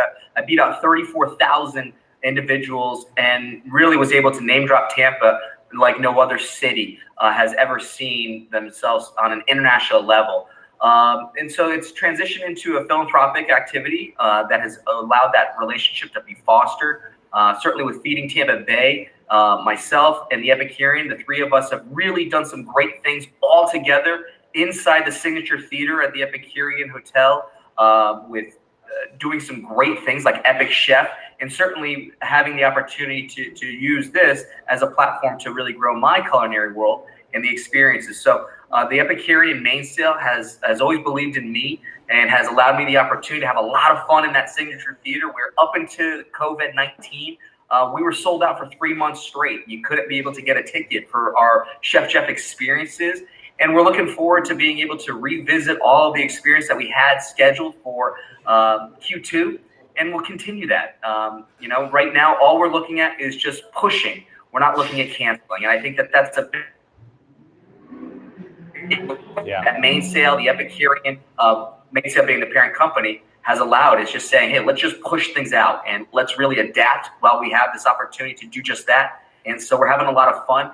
And Jason and the team at the Epicurean and Elvage have done an incredible thing with being able to pivot and making this a gourmet market. So they've got great things that are happening inside, and we've got great things that are planned once COVID-19 allows us to get back into some social connection, not the social distancing that we're experiencing right now. Yeah. I mean, I mentioned before, I absolutely love y'all's restaurant and your menu is fantastic, but not everyone in the Tampa Bay area can take advantage of or afford a meal at Elvage, which is why something like Feeding Tampa Bay is so important for food insecure families. They do amazing work throughout the Tampa Bay area, and we're so grateful for people like yourself, but also Mainsail and the Epicurean for partnering with them.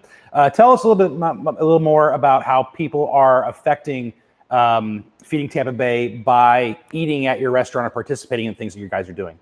You know, absolutely. I mean, this weekend, being that it's Easter and people want a sense of normalcy, we still want to be able to provide that. You know, there are so many families right now that will be having a sense of normalcy, but there's others that will not be having that. They're scared, they're hungry, and Feeding Tampa Bay has seen a 40% increase in just the volume load of new families that are needing their services. You know, with school being out for the time being, you know, there's a lot of families that are going hungry. So that 40% is a huge increase. And Mainsail and the Epicurean saw that as an opportunity to say, how can we support our friends from the beginning? And we will continue to do that. So for every Easter dinner to go menu, $1 per meal will be going to support Feeding Tampa Bay. And so it's going to add up, because those that have the opportunity to have a sense of normalcy know that their purchase is going to be going to someone else that is just trying to have a sense of normalcy. So, you know, it's people helping people, it's businesses coming together to support, you know, one common interest, and that is, you know, fighting COVID-19, but doing it in a way that, you know, we can all be able to celebrate food, the community, and purpose. And I think that that's something so special. So, you know, the Epicurean has got a great menu that you could be able to go onto their website to take a look at, and you could be able to do this per person. And, you know, prices start anywhere from $29 and up per person. So it's really inexpensive to think that what you would have been spending at a restaurant, certainly at Elvage and the Epicurean, now you're just going to be able to do it in the backyard. You're able to have a little bit of fun at home and have a sense of normalcy. And your purchase is going to be supporting Feeding Tampa Bay, which needs us more than ever in the 10 counties that they serve. Yeah, fantastic reason not to slave over the kitchen stove and let someone else like yourself do that for you and end up helping out Feeding Tampa Bay as well. So let's turn briefly to just Tampa Bay at large. You know, someone who's part of the service industry, a lot of your wait staff, your bar staff has really been affected badly by COVID-19. What are some of the things you're hearing in the community? What are some of the things that other people in the service industry are doing to support each other that people should be aware of? You know, right now, I think what we've seen is the past 2 weeks, restaurant groups have really seen this as the opportunity to really look at how they can be able to support others. So you're seeing that with a lot of charitable acts like Feeding Tampa Bay being a part of what Mainsail is doing it, but you're also seeing large groups being able to do catering for the front lines and being able to fuel them. So I think that that's really where you're starting to see a lot of goodwill come from this as an opportunity to show, hey, we've got values. We've got a business that we're going to, you know, be reopening when we can. And we want you to know that we do good things, that we in our hearts are doing good things. Because right now, you know, you're seeing the heroes really be those that are in, you know, law enforcement and in the medical professions really rise up to take this on. And so it's a sense of normalcy for them that restaurants have really been able to really kind of come with a resounding, yes, we want to support you. Yes, we want to feed you. Yes, we just want to say thank you. So you're seeing that from a philanthropic standpoint. From a business standpoint, you know, you've had to see restaurants really have to adapt and pivot. So restaurants that were modeled for, you know, sit down have now transitioned into using the CDC guidelines to go above and beyond to really do takeout and for delivery options. So you're seeing that with how they've, you know, retrofitted their parking lot to make sure that you can be able to just be in your car at all times. You never have to leave the restaurant. It's a call ahead system. They'll meet you out there. They have the tables ready to go. Your food is ready to go. So that's another big thing is how just drive-through, how pickup is being able to transition. Yeah.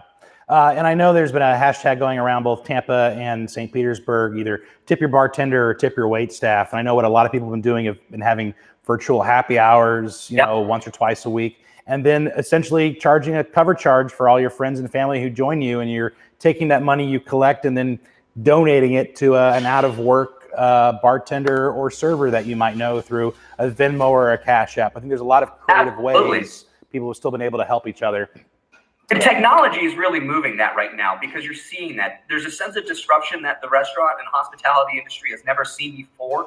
And those that are really kind of taking that as an opportunity to really use this to give back, to support one another, to just communicate what you can do and how to do it, has really also been a huge driver for how we've been able to adapt so quickly, because, you know, things have changed, things will continue to change, but we all still need to continue on to our lives within that same way, because, you know, you and I right now, we're communicating, and you and I have a purpose for that conversation, but we also have an opportunity where those that, you know, would have been relying on tips aren't going to have that same conversation with their guests. And so now, you know, we've had to use technology to be able to really kind of bring awareness to them and sense of means, because, you know, life doesn't stop. It continues to go on. It just gets a little bit harder. So if we all as a community can rally around it, use technology in the appropriate ways to communicate and to share that message and the ways in which we can engage with them, then we can also provide a sense of purpose for those that have been more impacted than others. So you're seeing that. And the last thing, too, that has really transformed the restaurant industry has been a sense of ghost kitchens. This was something that you're seeing.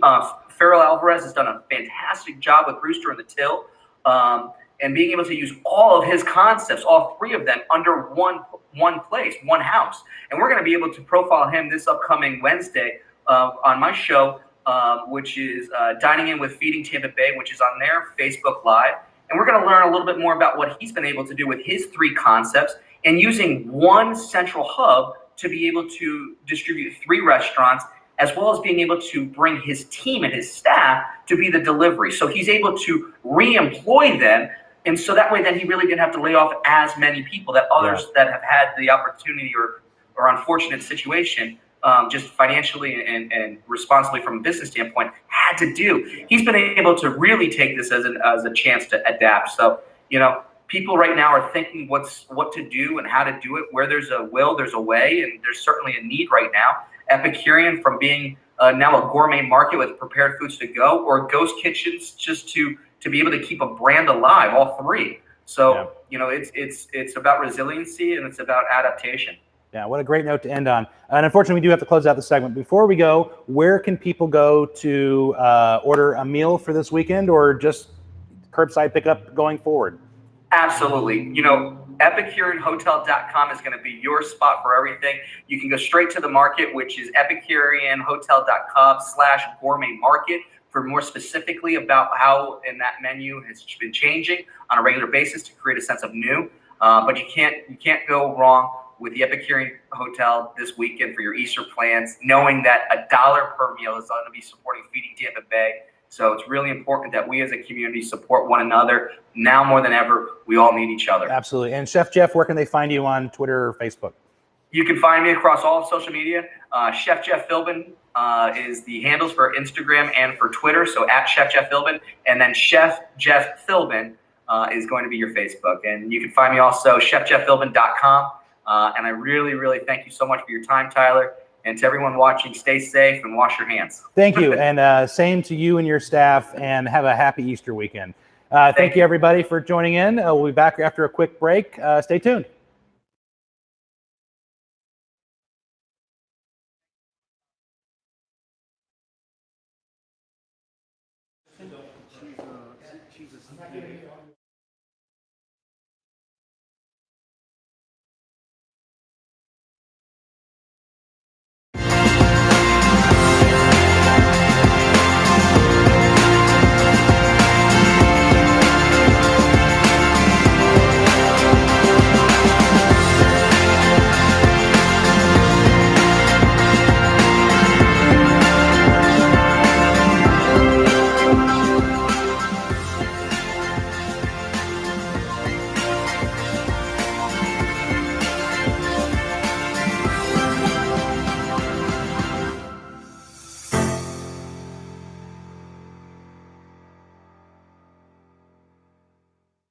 Hi, I'm Rusty Wallace. And I'm Johnny Bench. And we're no strangers to big time pain. Which is why we trust Blue Emu's pain relief products. I use it every day to keep me on the move because winning never gets old. Blue Emu pain relief products, non-greasy, deep penetrating formula, gets down deep into your muscles and joints to do its magic.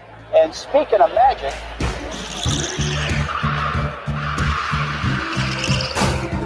Blue Emu, Maximum Pain Relief, the official pain relief cream of NASCAR. We are stronger together in the warm air and Gulf breezes, by the sparkling water as the sun slowly sets, where pirates shout ahoy and treasure awaits, where gentle manatees swim past timeless minarets, with adventures to discover in historic districts, with diversity and charm, in our community by the bay, to make memories beyond measure when you return, because we are all stronger together, where hope always shines in the hip urban heart of Florida's Gulf Coast beats. We will be ready for you in Tampa Bay, Florida's most resilient destination. At Medi Weight Loss, your health and wellness is our top priority. We're now offering virtual tools to help keep you safe and on track with your weight loss goals. Focus on your health and lose weight with our individualized medical plans. Call for a free virtual assessment. Medi Weight Loss.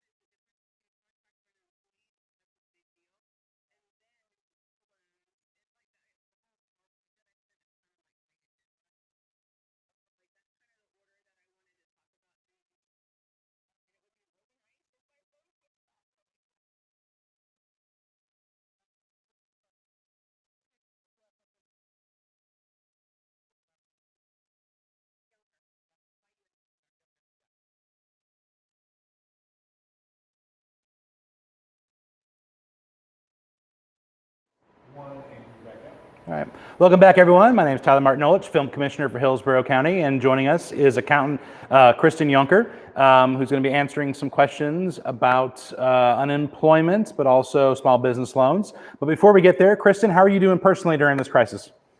I am just fine. I am a self-employed person. I work from home, so this is pretty much my normal life. It is a little bit challenging to do very basic things like go to the store or do some laundry, but otherwise, life is pretty normal for me, which I guess we can't say for a lot of people right now. No, and that's actually a good segue into our first question. There's a lot of people out there right now looking for any financial assistance they can find, and a lot of people trying to apply for unemployment. but particular to the film industry, a lot of people are 1099 contract hires and not formal W-2 employees. Can you go through the difference of what that means as far as the IRS's designation? Yeah. Well, the first thing that's really important to note is that the IRS does have rules as to who qualifies as a 1099 contractor and who should be classified as a W-2 employee. And so both business owners and independent contractors should make themselves familiar with those rules. And if you're unsure about that, hit the IRS website, check the Department of Labor. But what I'm finding is that people will interchange the term W-2 and 1099 as if they're the same thing, and they are not. A W-2 employee is subject to certain rules. They have taxes withheld from their paychecks. Their company is paying into unemployment. A contractor does a job for hire. Typically, a contractor does that type of work for other companies. It's not specific to one particular business. But even independent contractors right now, they're simply saying, oh, I'm going to file unemployment, and because I did a job for this business, I'm going to call them my employer. So both businesses and self-employed people and employees, everybody needs to understand that a W-2 is not a 1099, and that payroll does not necessarily mean paying outside services. So it's very important for businesses and individuals to understand what the correct classification is. Now, there are programs in place from the federal unemployment filling into the state departments where self-employed individuals can file for unemployment right now. But they need to be aware that they are not filing as an employee, they are filing as a contractor. So I think that's a really important thing. Businesses need to make sure that they are paying people properly. Is this person a contractor? Is this person an employee? So that's a big deal. And what are some of the consequences? When we're looking at, Go ahead. I was going to say, what are some of the consequences if someone were to try to file for unemployment and claim they were a W-2 employer? Obviously, it's not going to go through if they fact check it, but what could be the detriment to the employer if all of a sudden they're saddled with an unemployment claim that is not real? Exactly. Well, and this is already happening to where some of my business clients are getting the notices from the Department of Economic Opportunity. This person has filed an unemployment claim. And every time an unemployment claim is filed against a business, the business owner or the accountant has to get into the portal and say, this person is an employee, this person is not an employee. You cannot get unemployment necessarily if you were fired. You need to be laid off. So people are basically filing for unemployment and they're just, I'm an employee. I did a job for this company. Yeah. And that's not necessarily the case. So business owners need to be very vigilant that the unemployment claims are for legitimate employees and not for contractors. But it's going to end up causing some headaches for business owners because they're going to have to, on a case-by-case basis, get in and approve or deny unemployment claims based on whether somebody's an employee or a contractor. Yeah, that's kind of a pain. It is, and it could also lead to more financial trouble, especially if they don't have an internal accounting department and they're paying someone like yourself for their services. You're not free. So every time I have to call you to do these things, it's costing me money that I shouldn't be having to spend because someone has erroneously claimed I was their employer. And it's confusing right now because federal unemployment is filtering through the state department. So people are, again, there's a lot of confusion, employee, contractor. That's really the big thing. So let's talk about small business loans for a second. We only have about 5 minutes left. For a small business that's looking to take advantage of some of these programs, what kind of accounting do they need to have in place to prove or apply for these loans that you're seeing? There are basically, I like to consider myself as telling people that there are two loans. The first is the PPP business loan, and the other is the EIDL, which is the Emergency Income Disaster Loan Program. The PPP loan is primarily out there for businesses to cover W-2 payroll. Mm-hmm. And the primary purpose of that loan is to cover up to 2.5 months of W-2 payroll. So we're not counting our contractors in that PPP loan. We are only looking at W-2 employees. you should not apply for a PPP loan without a W-2 payroll because that is the primary purpose. Yeah. You can use those funds for things like mortgages and rent and utilities, very, very straight expenses. But you should not. The whole purpose of that loan is to cover W-2 payroll. Yeah. The other loan, of course, is the emergency and disaster loan, the EIDL. It's a very streamlined application at the SBA website. It takes less than 10 minutes to fill out. If you are approved, you will get the money in the bank within a few days. If they need other information, they will reach out to you through an email, but that's an advance of $10,000, which can basically be used for any ordinary and necessary business expenses. With either loan, what I'm advising my clients to do is to even set up a separate bank account to receive those funds, because there are some discharge options as far as being forgiven. But when you want to talk later down the line about possibly forgiving those loans, you want the accounting to be there. You want to be able to demonstrate that you use those proceeds for payroll, for rent, for mortgage, for utilities, for specified expenses. So there needs to be good accounting in place.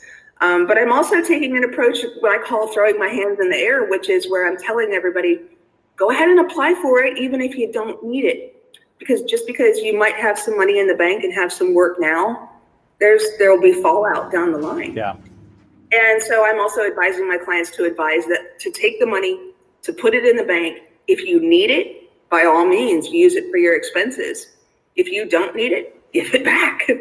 But keep the accounting in place, because there are the forgiveness options coming up in the future with those. Yeah. Do we have a question from the audience there, Pete? Yeah, talk about taking withdrawals from your retirement fund. Will you be penalized? Okay. The question from the audience is, if you are in a position where you can withdraw money from your retirement fund to put towards your business, what are any penalties might be associated with that? Well, right now, the 10% penalty on an early withdrawal from a qualified retirement account is waived.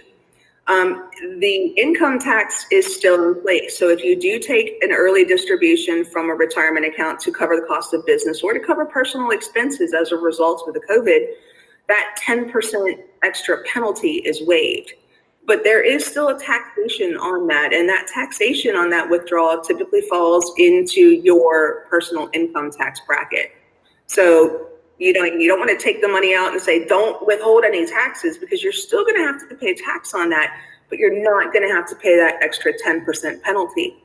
And if you have elderly relatives who have to take a required minimum distribution from their retirement accounts, they do not have to do that right now if they don't need to. So that can help them save some money down the line. Some retirees have to take that minimum withdrawal because they're over age 70 and a half, and then they have to pay taxes on that.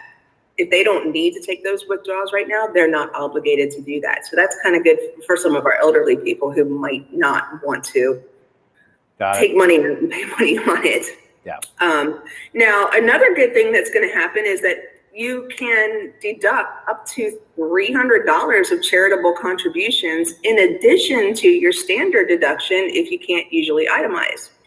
A lot of people think that you can deduct all your charitable contributions and take your standard deduction, and that's not the case. You have to itemize. But this year, you might get to add $300 to your standard deduction if you made some qualified donations, and that's a nice thing too. And what kind of reporting are they going to look at that? So if you're not looking at an itemized deduction, I mean, what are they going to, if you were to be audited, what kind of things would people be looking for? An itemized deduction is kind of the bunching together of your deductible medical expenses, your property taxes, your sales taxes, your mortgage interest, your PMIs, charitable contributions, cash and non-cash. You always need a donor receipt for a charitable contribution. And those contributions need to be made to qualified organizations. They can't be made to private individuals or to certain types of donor funds. You know, you need to put it into a 501c3. And if you're not sure that you're donating to a worthy charity, IRS does have a list. So if you want to make a contribution and you want to make it deductible, go to the irs.gov website and check to see that that is a charity that you can deduct. Perfect. And final question as we wrap up the segment here. Tax day has been pushed off until midsummer, is that correct? It is supposed to be next Wednesday. I was really looking forward to my end of the season holiday, but no, there is an automatic extension in place until July 15th. Got it. So you do not need to file an extension to get the extension. Tax day is automatically July 15th. If you do at that time still need an extension, you would need to file. Got it. But remember, an extension is an extension to file. It's not an extension to pay. So if July 15th comes and you owe money, don't file the extension because you owe money. Right. File your taxes and set up an installment plan. Great advice all around. Thank you so much for joining us for this segment. Have a happy Easter or Seder, whatever it is you might celebrate this weekend. And for those that are watching online, stick around. We have a quick segment coming up after this. Appreciate it, everybody. Thanks. Thanks, guys. See ya. Bye-bye.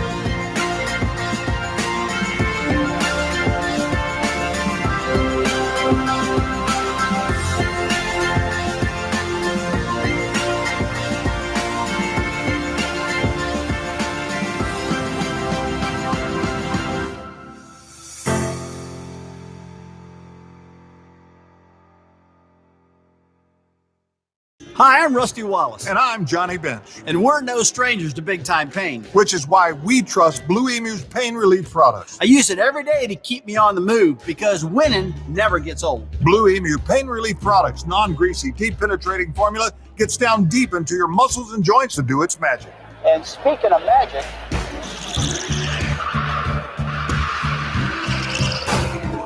Blue Emu, maximum pain relief, the official pain relief cream of NASCAR. We are stronger together in the warm air and Gulf breezes, by the sparkling water as the sun slowly sets, where pirates shout ahoy and treasure awaits, where gentle manatees swim past timeless minarets, with adventures to discover in historic districts, with diversity and charm, in our community by the bay, to make memories beyond measure when you return, because we are all stronger together, where hope always shines in the hip urban heart of Florida's Gulf Coast beats. We will be ready for you in Tampa Bay, Florida's most resilient destination. At Medi Weight Loss, your health and wellness is our top priority. We're now offering virtual tools to help keep you safe and on track with your weight loss goals. Focus on your health and lose weight with our individualized medical plans. Call for a free virtual assessment. Medi Weight Loss. Welcome back, everybody. Again, my name is Tyler Martin Olich, Film Commissioner for Hillsborough County, and joining us this particular segment is Copeland Moore from La Segunda Bakery. Hey, good morning. How are you? Good morning. How you doing? Thanks for having me. I'm doing great. And, I think most people in the Bay Area are familiar with La Segunda. You're one of the oldest family-owned businesses in the Bay Area. But give us a little bit of flavor. Talk about La Segunda for a second. Well, yeah, we're a bakery. My great-grandfather started in 1915. I guess we're best known for Cuban bread, but we have a lot of different treats that represent the culture of Ybor City. All these different immigrants that came and kind of created a melting pot here. So we tried to, we represented ourselves as an Ybor City bakery. Yeah. Though you're coming from us from your relatively new location on Kennedy Boulevard, correct? That's right. Yeah, we're here on Kennedy. Yeah. So COVID-19 has been going on for, 4 weeks now. I think the stay-at-home order has been around for 2 weeks. What have you guys done to adapt to the current climate? Well, the most important thing for us was safety, starting with our employees and then, going on to our customers. So, we're trying to do our best to follow CDC guidelines. We're, trying to get a hold of masks. It's difficult right now. Obviously, don't want to, disrupt the supply chain for health workers, but, our employees are considered essential workers too, so we want to keep them safe. But here at Kennedy, we had a walk-up window, luckily, so we, kind of shifted the business model, closed the doors so people, there's no one coming inside, and then establish, 6-foot barriers on the outside so people stay, keep safe from each other and keep our employees safe. Yeah. And it's not just your restaurants. Your bread is known throughout the Bay Area, and you supply bread to a lot of the restaurants in town too, correct? Yes, that's correct. In town and nationwide. But I mean, our national business is pretty much on hold right now. A lot of our business is food service providers, so Cisco, Gordon Foods, US Foods, and they're all sitting on inventory, so not reordering. But the local restaurants that get the fresh bread are still ordering some. Sales down a little bit, obviously, but yeah. Yeah. And as one of the oldest businesses in Tampa Bay, have you or your family ever gone through something like this? I mean, I guess you could think of like 9/11 or the Great Recession, but I can't remember anything as disruptive as what we're going through right now. Yeah, I mean, so obviously my great-grandfather went through the Great Depression, survived that. I never talked to him, so I don't really know how that all went down. But, my father went through 9/11. I actually took over the business in 2008, 2009. So, when that market crashed. But nothing has been disruptive in either my or his lifetime, as much as this. And we've always thought that bread business was, recession-proof for the most part. But this is, very eye-opening, I think, for us and a lot of people, obviously. No, I think everyone's always seen La Segunda as the neighborhood bakery in Ybor City and just a fixture of the community. And I think people do take comfort in the fact that you all are still open. Where can people go to put in an order for curbside pickup? Well, the best place we recommend is online on LaSegundaBakery.com. And actually, if you use code COMMUNITY, it's 25% off. Online orders allow us to put your order outside so you can pick up, so it's contactless. So it's the safest way for the employees and the customer to get their orders. And you can save some money. We're trying to incentivize people to use that avenue to keep everyone safe here in the community. So LaSegundaBakery.com, that you just choose which location, Ybor or Kennedy, and then pick it up right there. It should be ready for you. Yeah. Now, are you guys doing normal business hours, or have you changed? Everything's been the same. We're trying to keep as much normalcy as possible. So we're open from 6:30 to 3. We're trying to talk to our employees the best we can and let them, try to instill some optimism. We've been around for a long time. We feel that we will be around for another 100 years at least. I think people in Tampa we're gonna come out of this eventually. So we're just trying to stay positive and don't change. We don't want to change too much. We want to stay in the flow as much as possible. Obviously, make adjustments, but I don't want our employees to panic or change too much of their behavior. Yeah. As an essential business, both yourself but also your employees having to interact with the public, has that been scary? Just processing mentally what that means, and you're interacting with people throughout the day that might have this. You have to stay open, or you can stay open. Has that been a process? Yeah, it has, and it is very scary. And it is something that we talk about a lot. And for our business, we talk the most important thing in our business is communication internally. So we make everyone aware of the new laws. A lot of laws are changing very rapidly. The Family First Coronavirus Leave Act. So if their doctor has a note, they can take leave and it's paid 80 hours. If a family member is sick or they're under quarantine, they can take leave that's paid that the government is helping businesses with. So You know, we also communicate about, you know, everyone washing hands, staying 6 feet apart, you know, wearing masks when we have them. My mom actually, one of her friends came across a bunch of bandanas. So my mom has been putting those together with rubber bands, trying to get as many as we can out to the employees. You know, just little things like that to stay safe because, you know, it is dangerous. You know, we're aware of that. But we do feel like we're important for the community, you know, providing bread, you know, as a food manufacturer so that people can stay fed during this time. No, extremely important. But I think it's also just important mentally for the normalcy of people to still be able to get the things they would normally get. You know, most people are trapped at home, but if they can get a warm, you know, thing of Cuban bread, that means a lot to a family who might be just going through hell right now. You don't know what they're going through, trapped inside of their homes. What are some things you'd like to talk to or say to the community for people that are coming to pick up the food at your locations? What things that you've seen and what things you'd like them to do or practice when they're picking up food from your store to make sure your employees are staying healthy? Yeah, well, first of all, I just want to say thank you, obviously, to the community. We've had so much support, you know, friends calling, you know, social media, people posting about us open, you know, keeping things moving. You know, it's so important that our staff can stay employed and we can keep going and providing these things. And I feel very fortunate about, you know, Tampa and this community, you know, and especially Ybor City. It's been there so long and, you know, it's gone through so many different things, but that community is just so supportive to La Segunda.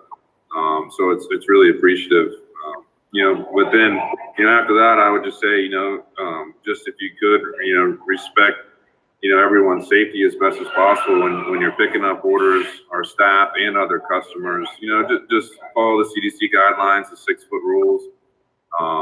You know, wear a mask, I guess, if you have them, and you know, just respect people's personal space. I think that's a good rule, you know, even outside of a pandemic. Yeah, absolutely. Well, you know, for me and everyone else that's in the studio right now, we certainly thank you and all the essential workers that are putting in the time and the effort during this pandemic to stay open, so that we have some normalcy in our lives by being able to depend on you all. Where can people go to find out more about your business, but also to order online? Yeah, I would say LaSegundaBakery.com is the number one place we hope people to go. Like I said, you can order there and use code community when you check out. Get 25% off your order. Makes it much easier to pick up. Makes things safer for you and our staff. And you can play around on the website if you got time. I know a lot of people got time right now to learn about our history. Yeah. You know, dating back to 1915. All right, fantastic. Copeland, thank you so much for joining us this morning. And for everyone that's tuning in, stay tuned. We've got another segment coming up after the break. Thanks.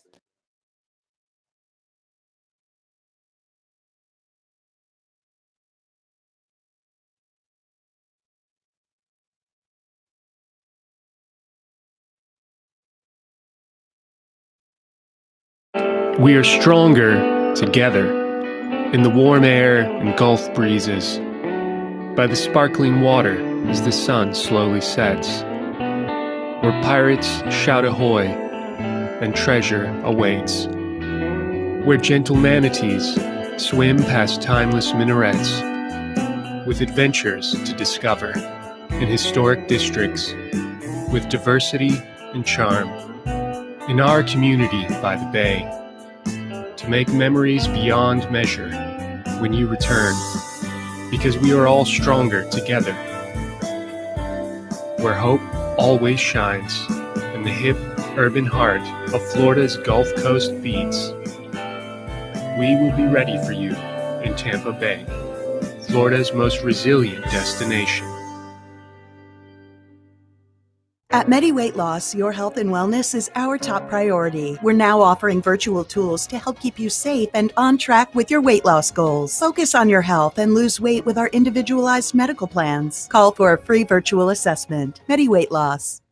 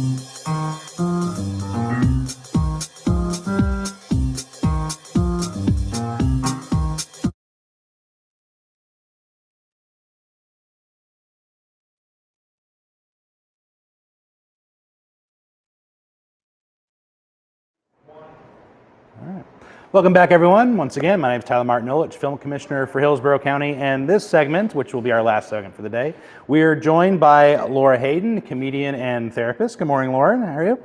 Good morning. And our friend Glenn Hoskin is back, creative director. How are you doing, Glenn? Good. How are you, sir? I am too bad today, actually. It's nice and breezy out. I'll take that. It's been rather hot and humid here in Tampa Bay. Lauren, let's start with you. I've been asking all of our guests before we get into it, just how are you doing during this this crisis? Well, actually, I'm surprisingly optimistic for a person with no job or income. I don't think I'm ever going to have time to work again. Well, I mean, that might be a bad thing, especially if you were looking to retire. If you weren't, that might be a problem. I'm calling this my early retirement.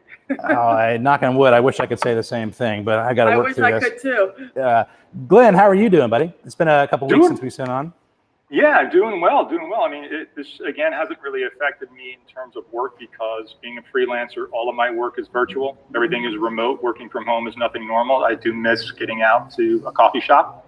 That's always been my second office. So everything I've had to do, actually, I'm doing from home. But I've gotten a lot of work in the past couple of weeks. Yeah, that's great. Laura, let's start with you as far as questions go here. People need to laugh right now. I know being trapped at home, I am stressed. I feel it in my shoulders. My head's going to explode by the end of most days. I'm drinking more than I probably should be. What should people be doing to lighten their day? I mean, should they be going for walks, tuning in to Netflix comedy specials? I mean, what are you doing? Yes, and all of that. The problem with all of this is if you're a natural extrovert, being quarantined, I call it the hibernation because I think that sounds nicer, is not how you recharge. So people that are introverts are actually like, well, I'm kind of okay. This is my comfort zone. But it is making people stir crazy. Walks are great. Any kind of comedy always helps everything. And everybody on the internet now thinks they're an internet star. There is no shortage of live feeds from everyone, everywhere. And some of them are quite hilarious. You can find lots of online entertainment. I actually did it. I've done like 5 virtual shows this week. So there's a lot of comedy out there being done virtually. Anything that'll get you through. Laughter makes every part of your body feel better, emotionally, mentally, physically. And when things are stressful, and you need to stretch too, that'll help with your shoulders. And the whole world is drinking too much, just so you know. Drinking has gone up 74% since we've all been in which hibernation. Makes me want to have stock in the liquor industry right now. Glenn, let's turn to you for a second here, bud. You know, when we kicked this off 4 weeks ago, you were one of our first guests. What have you seen from clients or people being creative? Has there been a metamorphosis or people still sticking to the same empathetic messaging? I think everybody's in a different situation depending on the agency. So I have 3 agency clients currently. One of them I know has laid off a few people. Another one, they've been holding steady because, you know, they're in a pretty good financial situation. But they're worried that if this continues on through the summer, things might change and they might have to start laying off staff.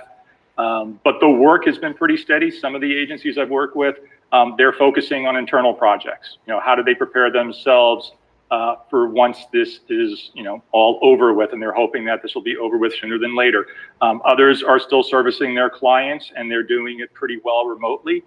Some clients are talking about messaging in these uncertain times. We're in this together, and others are just sort of business as usual. So it really depends on the agency and the clients that they have. Yeah. Laura, let's ask you a question here. This is a personal opinion I'd like you to respond to. After 9/11, I think the big question, especially in late night and comedians, was, are we far enough removed from the tragedy or the immediacy of the moment to tell a joke about it? I don't feel like this is necessarily the same situation we're in, but I haven't seen a lot of comedians talking or joking about the situation. It almost feels sacrosanct. Do you agree with that? Oh, I've heard lots of comics joking about all I know this. Norm Macdonald had quite a good set the other day, but it just doesn't seem to be as prevalent. There's tons of comics laughing about this and joking about that. It's the only way to really, like, making fun of something doesn't make it less serious. Neither does seriousness change because you've made fun of it. But yes, there's lots of comics making lots of fun of this. And it is very serious. And, you know, a lot of people have passed away and a lot of people are still going to, you know, get this, and it's horrific.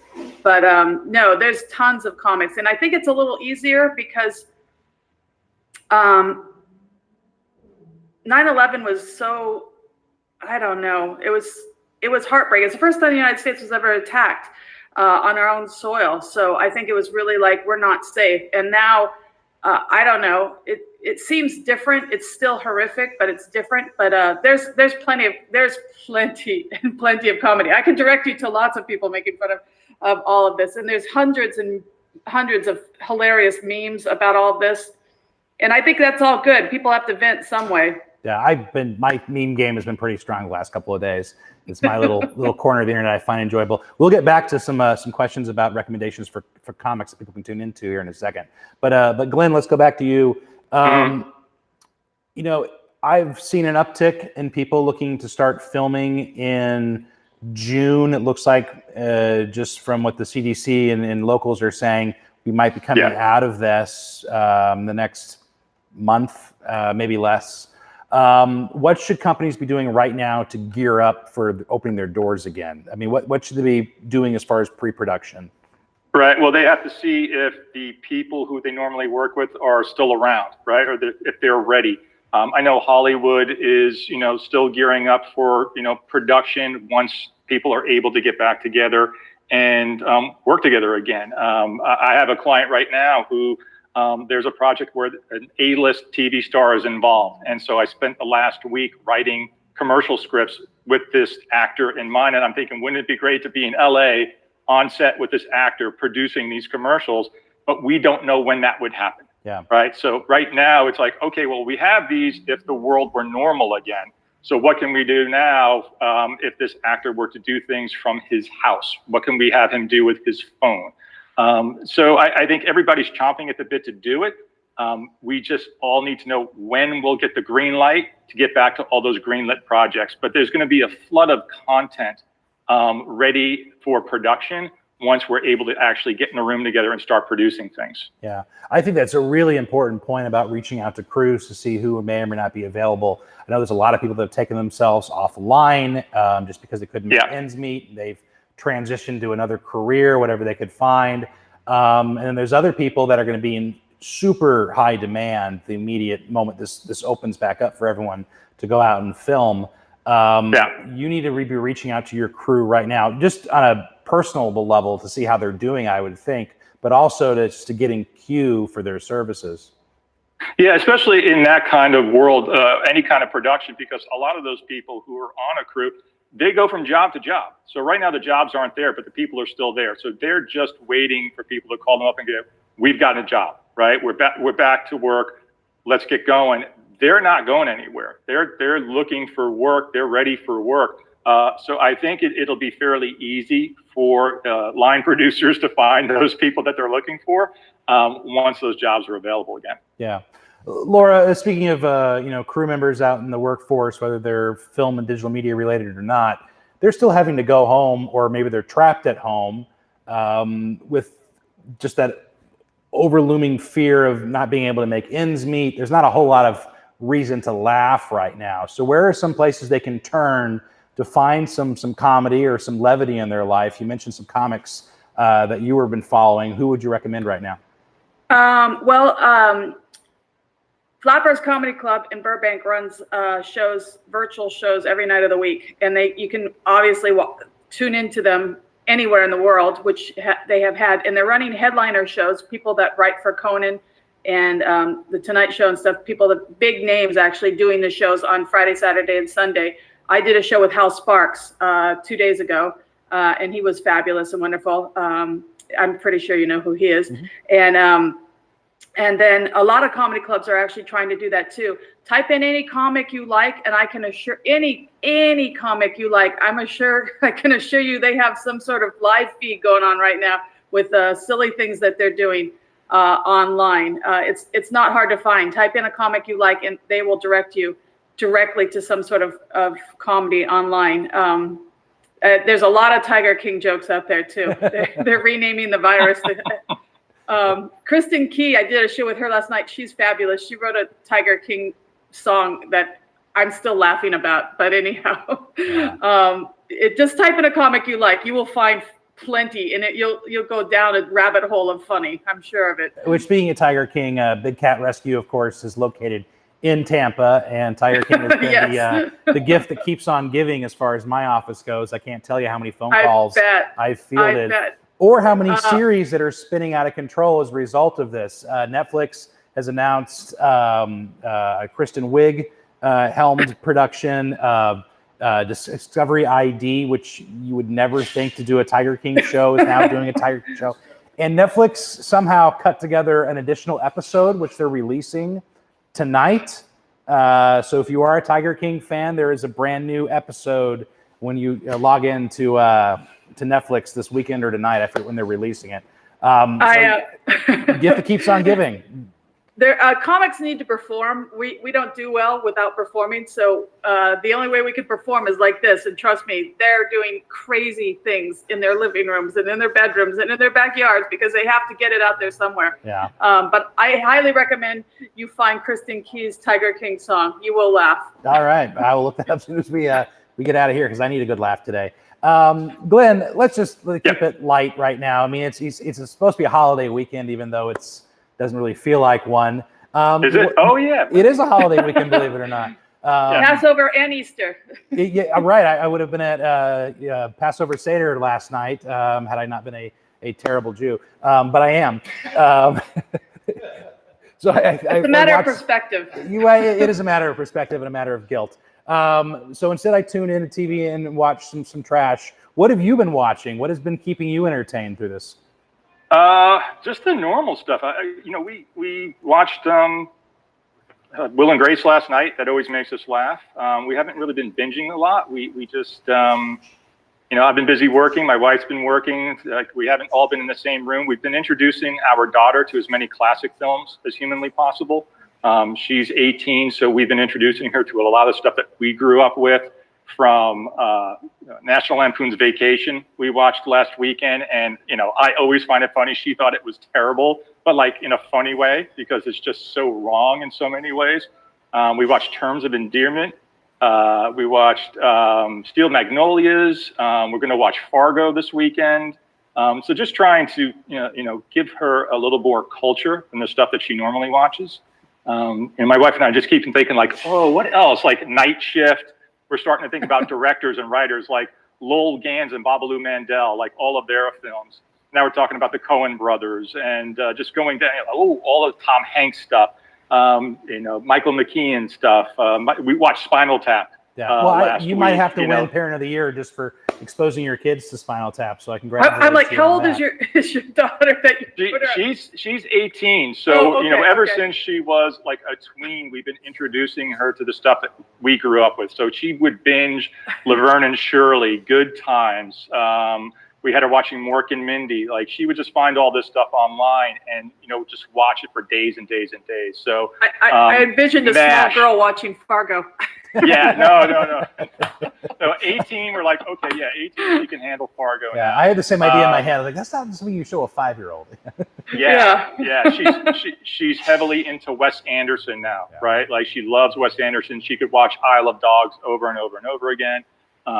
Grand Budapest, absolutely loved. So yeah, that's what we've been doing. We've been educating her through the stuff that we love. All right. Laura, we got to wrap up the segment here. So let's assume everyone on the planet's seen Tiger King. What would be your recommendation to tune in and watch? I don't. It's terrible since I produce things and I have a one-woman show I'm working on that I did for Edinburgh that I'm trying to put together because they make a great rom-com. But I don't really watch a lot of TV. I didn't grow up with a TV, so I'm all about books. It's horrible, but I've been trying to get through The Marvelous Mrs. Maisel, but the characters are fabulous, but it's so unrealistic about what comedy it really is. I start choking on it. I did watch The Tiger King because everybody said to do that. Apparently The Ozarks is amazing. I don't know. And I tried to watch Dirty John, but I couldn't handle it. It's so evil. Some good recommendations there, and Marvelous Miss Maisel. I'm with this him. season Watch was the shot- classic movies. Now I'm in my head. I'm going, ooh, I'm gonna go back to the black and whites. I'm gonna start with anything by Claudia Colbert. That's where I'm gonna go. Yeah, I've been looking at obscure stuff. Criterion has a streaming service, so anything I can get my hands on, I've been consuming. With that, unfortunately, we have to close it out. So thank you guys both. But for those looking for a laugh, once we close out the live segment, we'll be rolling some of Laura's comedy. So stay tuned for that. And for our sponsors, we appreciate everyone tuning in today and helping us put this on. This has been our 4th week in a row. We'll be doing it a 5th week. We'll see where we're at after that. But definitely tune in next Friday, same time, same web address. We'll be pushing this out on our social media. And for everyone at home, have a great, healthy, and happy holiday weekend. And for my guests, thank you for joining me today. Thank you, Frank. All right. Thanks, guys. Bye-bye. Stay safe.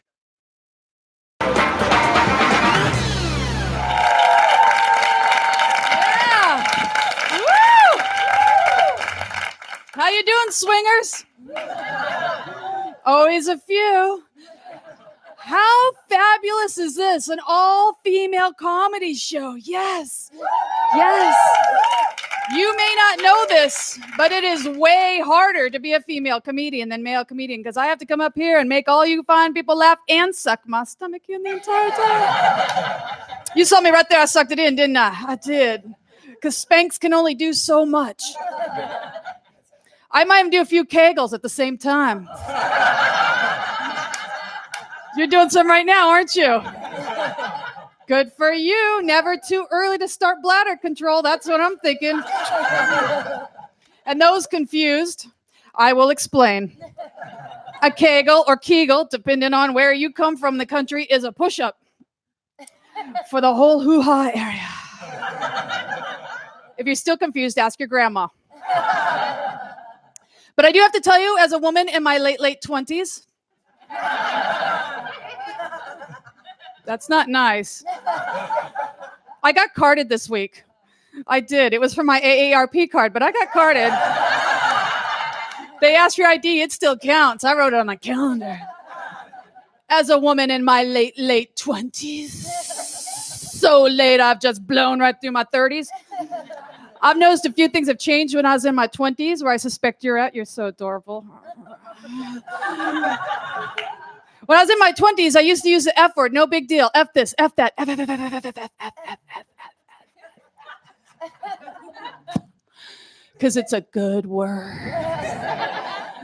Now I can barely tolerate hearing that word and saying it makes me nauseous. I'll try to say it. It's a good word. I'll be like,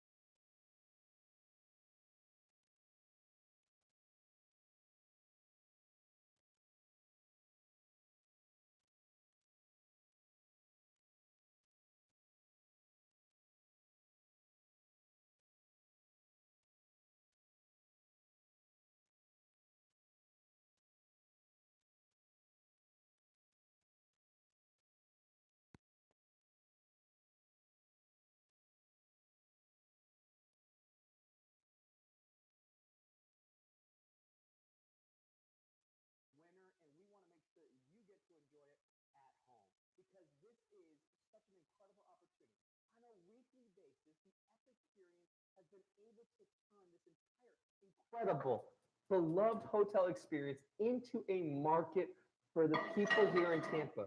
Right now, we need to rally around small businesses, and we need to rally around good businesses that have been able to adapt and pivot, because there is a need for us to be a part of that. And you can be able to have these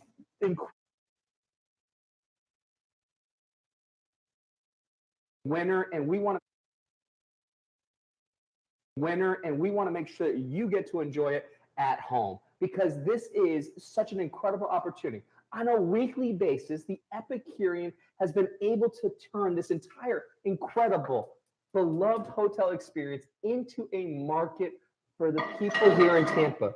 Right now, we need to rally around small businesses, and we need to rally around good businesses that have been able to adapt and pivot, because there is a need for us to be a part of that. And you can be able to have these incredible dishes that the team here at the Epicurean have prepared on a weekly basis. They're rotating. So if you are not following them already on social media, you want to do that. Get a part of their email distribution list, and you can start your journey, be able to replicate these dishes by going to the epicureanhotel.com/gourmet market. All these recipes, all of this information is changing on a weekly basis, and so we can have a lot of fun. So I'm Chef Jeff Philbin. Joining me tonight is Chef Jason Bamford. Jason, it's good to see you back here doing another dish. Dude, that baba ganoush was absolutely killer, and I hope that you at home get to try that and really get to enjoy it. What are we doing now? Okay, so now we're going to cook another dish using ingredients that you can buy at our market. So what we have here is we have a marinated chicken breast that's marinated with some herbs, lemon, and garlic. We have our grain salad, and we have some roasted acorn squash. I absolutely love this. Now, for me at home, it was really hard to find chicken at the local grocery store. So you're selling chicken for the public. Yes, correct. One thing that we've noticed is a lot of the grocery stores can't keep up with the demand, right? Because of the supply chain for those grocery stores. But us as restaurant and in hotels, we saw our business drop drastically, right? But our vendors still have supplies that they can get us. So as soon as we noticed that, we started offering things that you couldn't get in the store to the local community, and it's really caught on. I love it. So at home, you can be able to get this chicken. Now, does it come marinated? Does it become unmarinated? So we have chicken breast that you can buy either plain. We also have the lemon herb chicken breast. We also have a shawarma marinated chicken breast. So we marinate in our shawarma spice, and then you can grill that and make a wrap. You can add a dish, make it a dish. Like a shawarma panzanella. You can do all kinds of things with it. So you got 3 different varieties of chicken that you can be able to get here at the Epicurean. Yes, sir. Wow. Folks, if you have not already thought about this as your go-to spot right now to be able to enjoy great products, then this should be in your consideration set. So what are we doing right now with this pan? So this pan I just started to warm. Put a little bit of olive oil in it to make sure the chicken breast doesn't stick. So we're going to bring that up to temperature. And now that that's warm, take our chicken breast, add a little bit of salt and pepper. Okay. And what did the marinade start with, though? The marinade started with extra virgin olive oil, garlic, parsley, a little oregano, and some lemon. Love it. All right, got that side. Going to flip it over. A little more. And we're just using just regular table salt. We're using kosher salt. Just a nice little bit of kosher salt. Correct. Okay. So now the pan's warm. We'll take it, and just like we did with the salmon, you're going to want to lay it away from you. That way the oil doesn't spatter.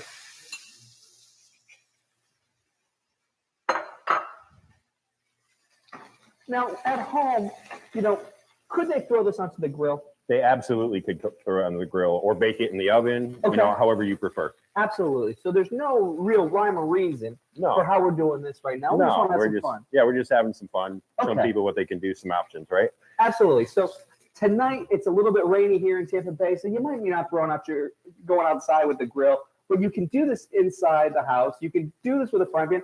You want to do this the next time on a grill, you certainly can. Or, to your point, you could actually throw this right into the oven. Correct. Do a nice roasted chicken. Correct. So we're going to actually use the oven right now, right? So we have the oven on 375. We start the chicken breast off, right? Starting to get a little brown. So we can go ahead and we'll add some of the slices of put a little oil down so it doesn't stick. Add some of the winter squash. I love winter squash, and there's so much you can do with some winter squash because there's a little bit more time on folks' hands right now. You know, what are Correct. some other items that they can be able to use this winter squash for if they wanted to use this at home? You could make a nice soup with it. Makes a really delicious soup. You could make a puree. You could make a hash with it. You could do all kinds of things. So it sounds like these could be a lot of family-friendly items as well, that you could be able to bring everybody in to make the soup, to be able to make a nice spread, to be able to make a nice little bit of a hash for it. So families can get involved with this as well. Exactly. I And love you know, that. now that everybody has time, it's good to hang out in the kitchen. That's where all of us end up anyway. I wish that you could. I mean, right now, this was our playground to have so much fun here at the Signature Theater, here at the Epicurean Hotel. And right now, events are being postponed. If you are one of those that have the opportunity to push your event out, let's do that. Because right now, that's what a lot of people are doing. We're not going to have to live like this forever. It's just a little bit of a pause for how we were all enjoying life that we once knew it to be just a few weeks ago. We don't know when it's going to end, but what we can be able to do is to say, hey, I'm just going to postpone my event. We're just going to push it out. And we're going to be able to do that because, Chef Jason, you and I, we had so many cool events that were going to be planned. I mean, you let me play around in this kitchen all the time, and we get to do the Chef Jeff experiences. They've been working out so well. We can't wait for you all to come back to enjoy these experiences because there's a lot of love that went into these. Absolutely. All the time. We have a great time. And so I think that when you guys have the opportunity, make sure that you are now signed up for everything with the communication that's going across social media for the Epicurean Elevage Hotel. And then you can be a part of that fan base so we can be able to give you all the information for what we're doing on a regular basis via email. So you can be able to do that, learn so much more about some of these incredible dishes and how they're being rotated in by going to the EpicureanHotel.com to be able to be a part of everything. And for the market, /gourmet market. All right, Chef. Now, once we have that sear on the one side, we're going to flip over the pan. Okay. And we're just going to finish it in the oven, right? Now, did you put any other ingredients into the pan before it goes into the oven? Any more oil or anything? I just used the oil that was there Okay. and the seasonings that we already had marinated the chicken with. Okay, perfect. So, we have the this oven at 375. At 375. So right now we have the chicken in the oven finishing up. We have the acorn squash that's coming up in the pan. So now we'll take this pan that we had warming up in the back. We put a little bit of olive oil in it, extra virgin, and then we have our grain salad here, right? Now, the grain salad. Now, if I was to be able to order this from you, how are they coming? How is it prepared? Are we doing it in sizes? We're selling them by our salads are being sold by the pint and by the quart. I love it. All right. So what is a pint go for? So we have $10 quarts. And, Okay. and so if they wanted a pint, it would be half that cost. Okay, so for $5, if you're thinking about just doing something for date night at the house, you can be able to do it. If you want to have a little bit more, you pay $10, and now you have some leftovers, and you've got incredible dishes here. So walk me through what's inside this grain salad. So here we have a mix of grains, some heirloom red rice, some whole grain brown rice, black barley, a little farro. In that, we cook that, and then we have some asparagus, some zucchini, a little wilted kale, and some heirloom cherry tomato.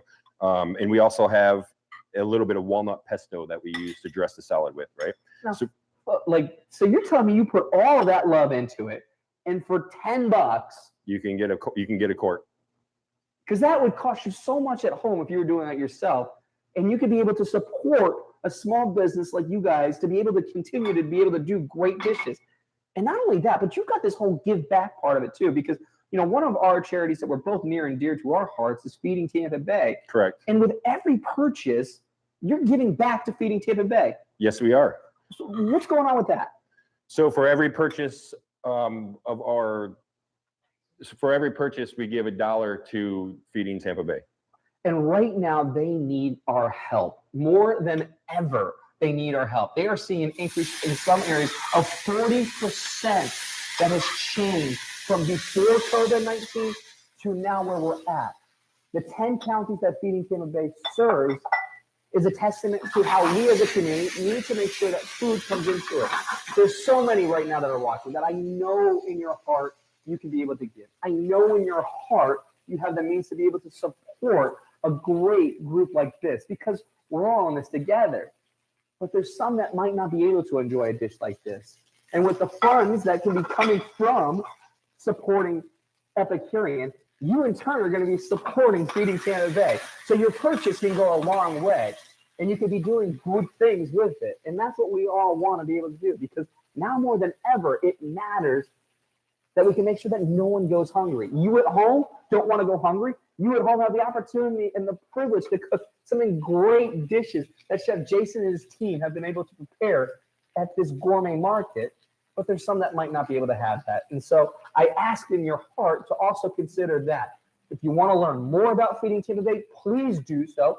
FeedingTampaBay.org is their website, as well as all the social channels, Feeding Tampa Bay, across all the major ones. So you can learn more, and you can also be able to be a part of being and giving back. So I didn't want to take that much away from it, but I'm telling you what, the smells here are just as incredible as they were in that first dish that you had. So, you know, what else do we have in here that's giving some of those nice toasted notes? So that's a lot of that's the walnut pesto, Oh. the herbs that are in the walnut pesto and the Banyuls vinegar that's heating up in there. Absolutely love it. So we're going to take this,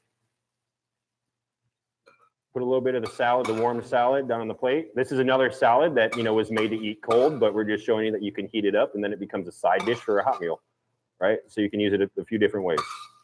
And you know what's really cool? If you did do it cold, you can use this for a nice item outside. This makes for a beautiful way to just to enjoy the backyard.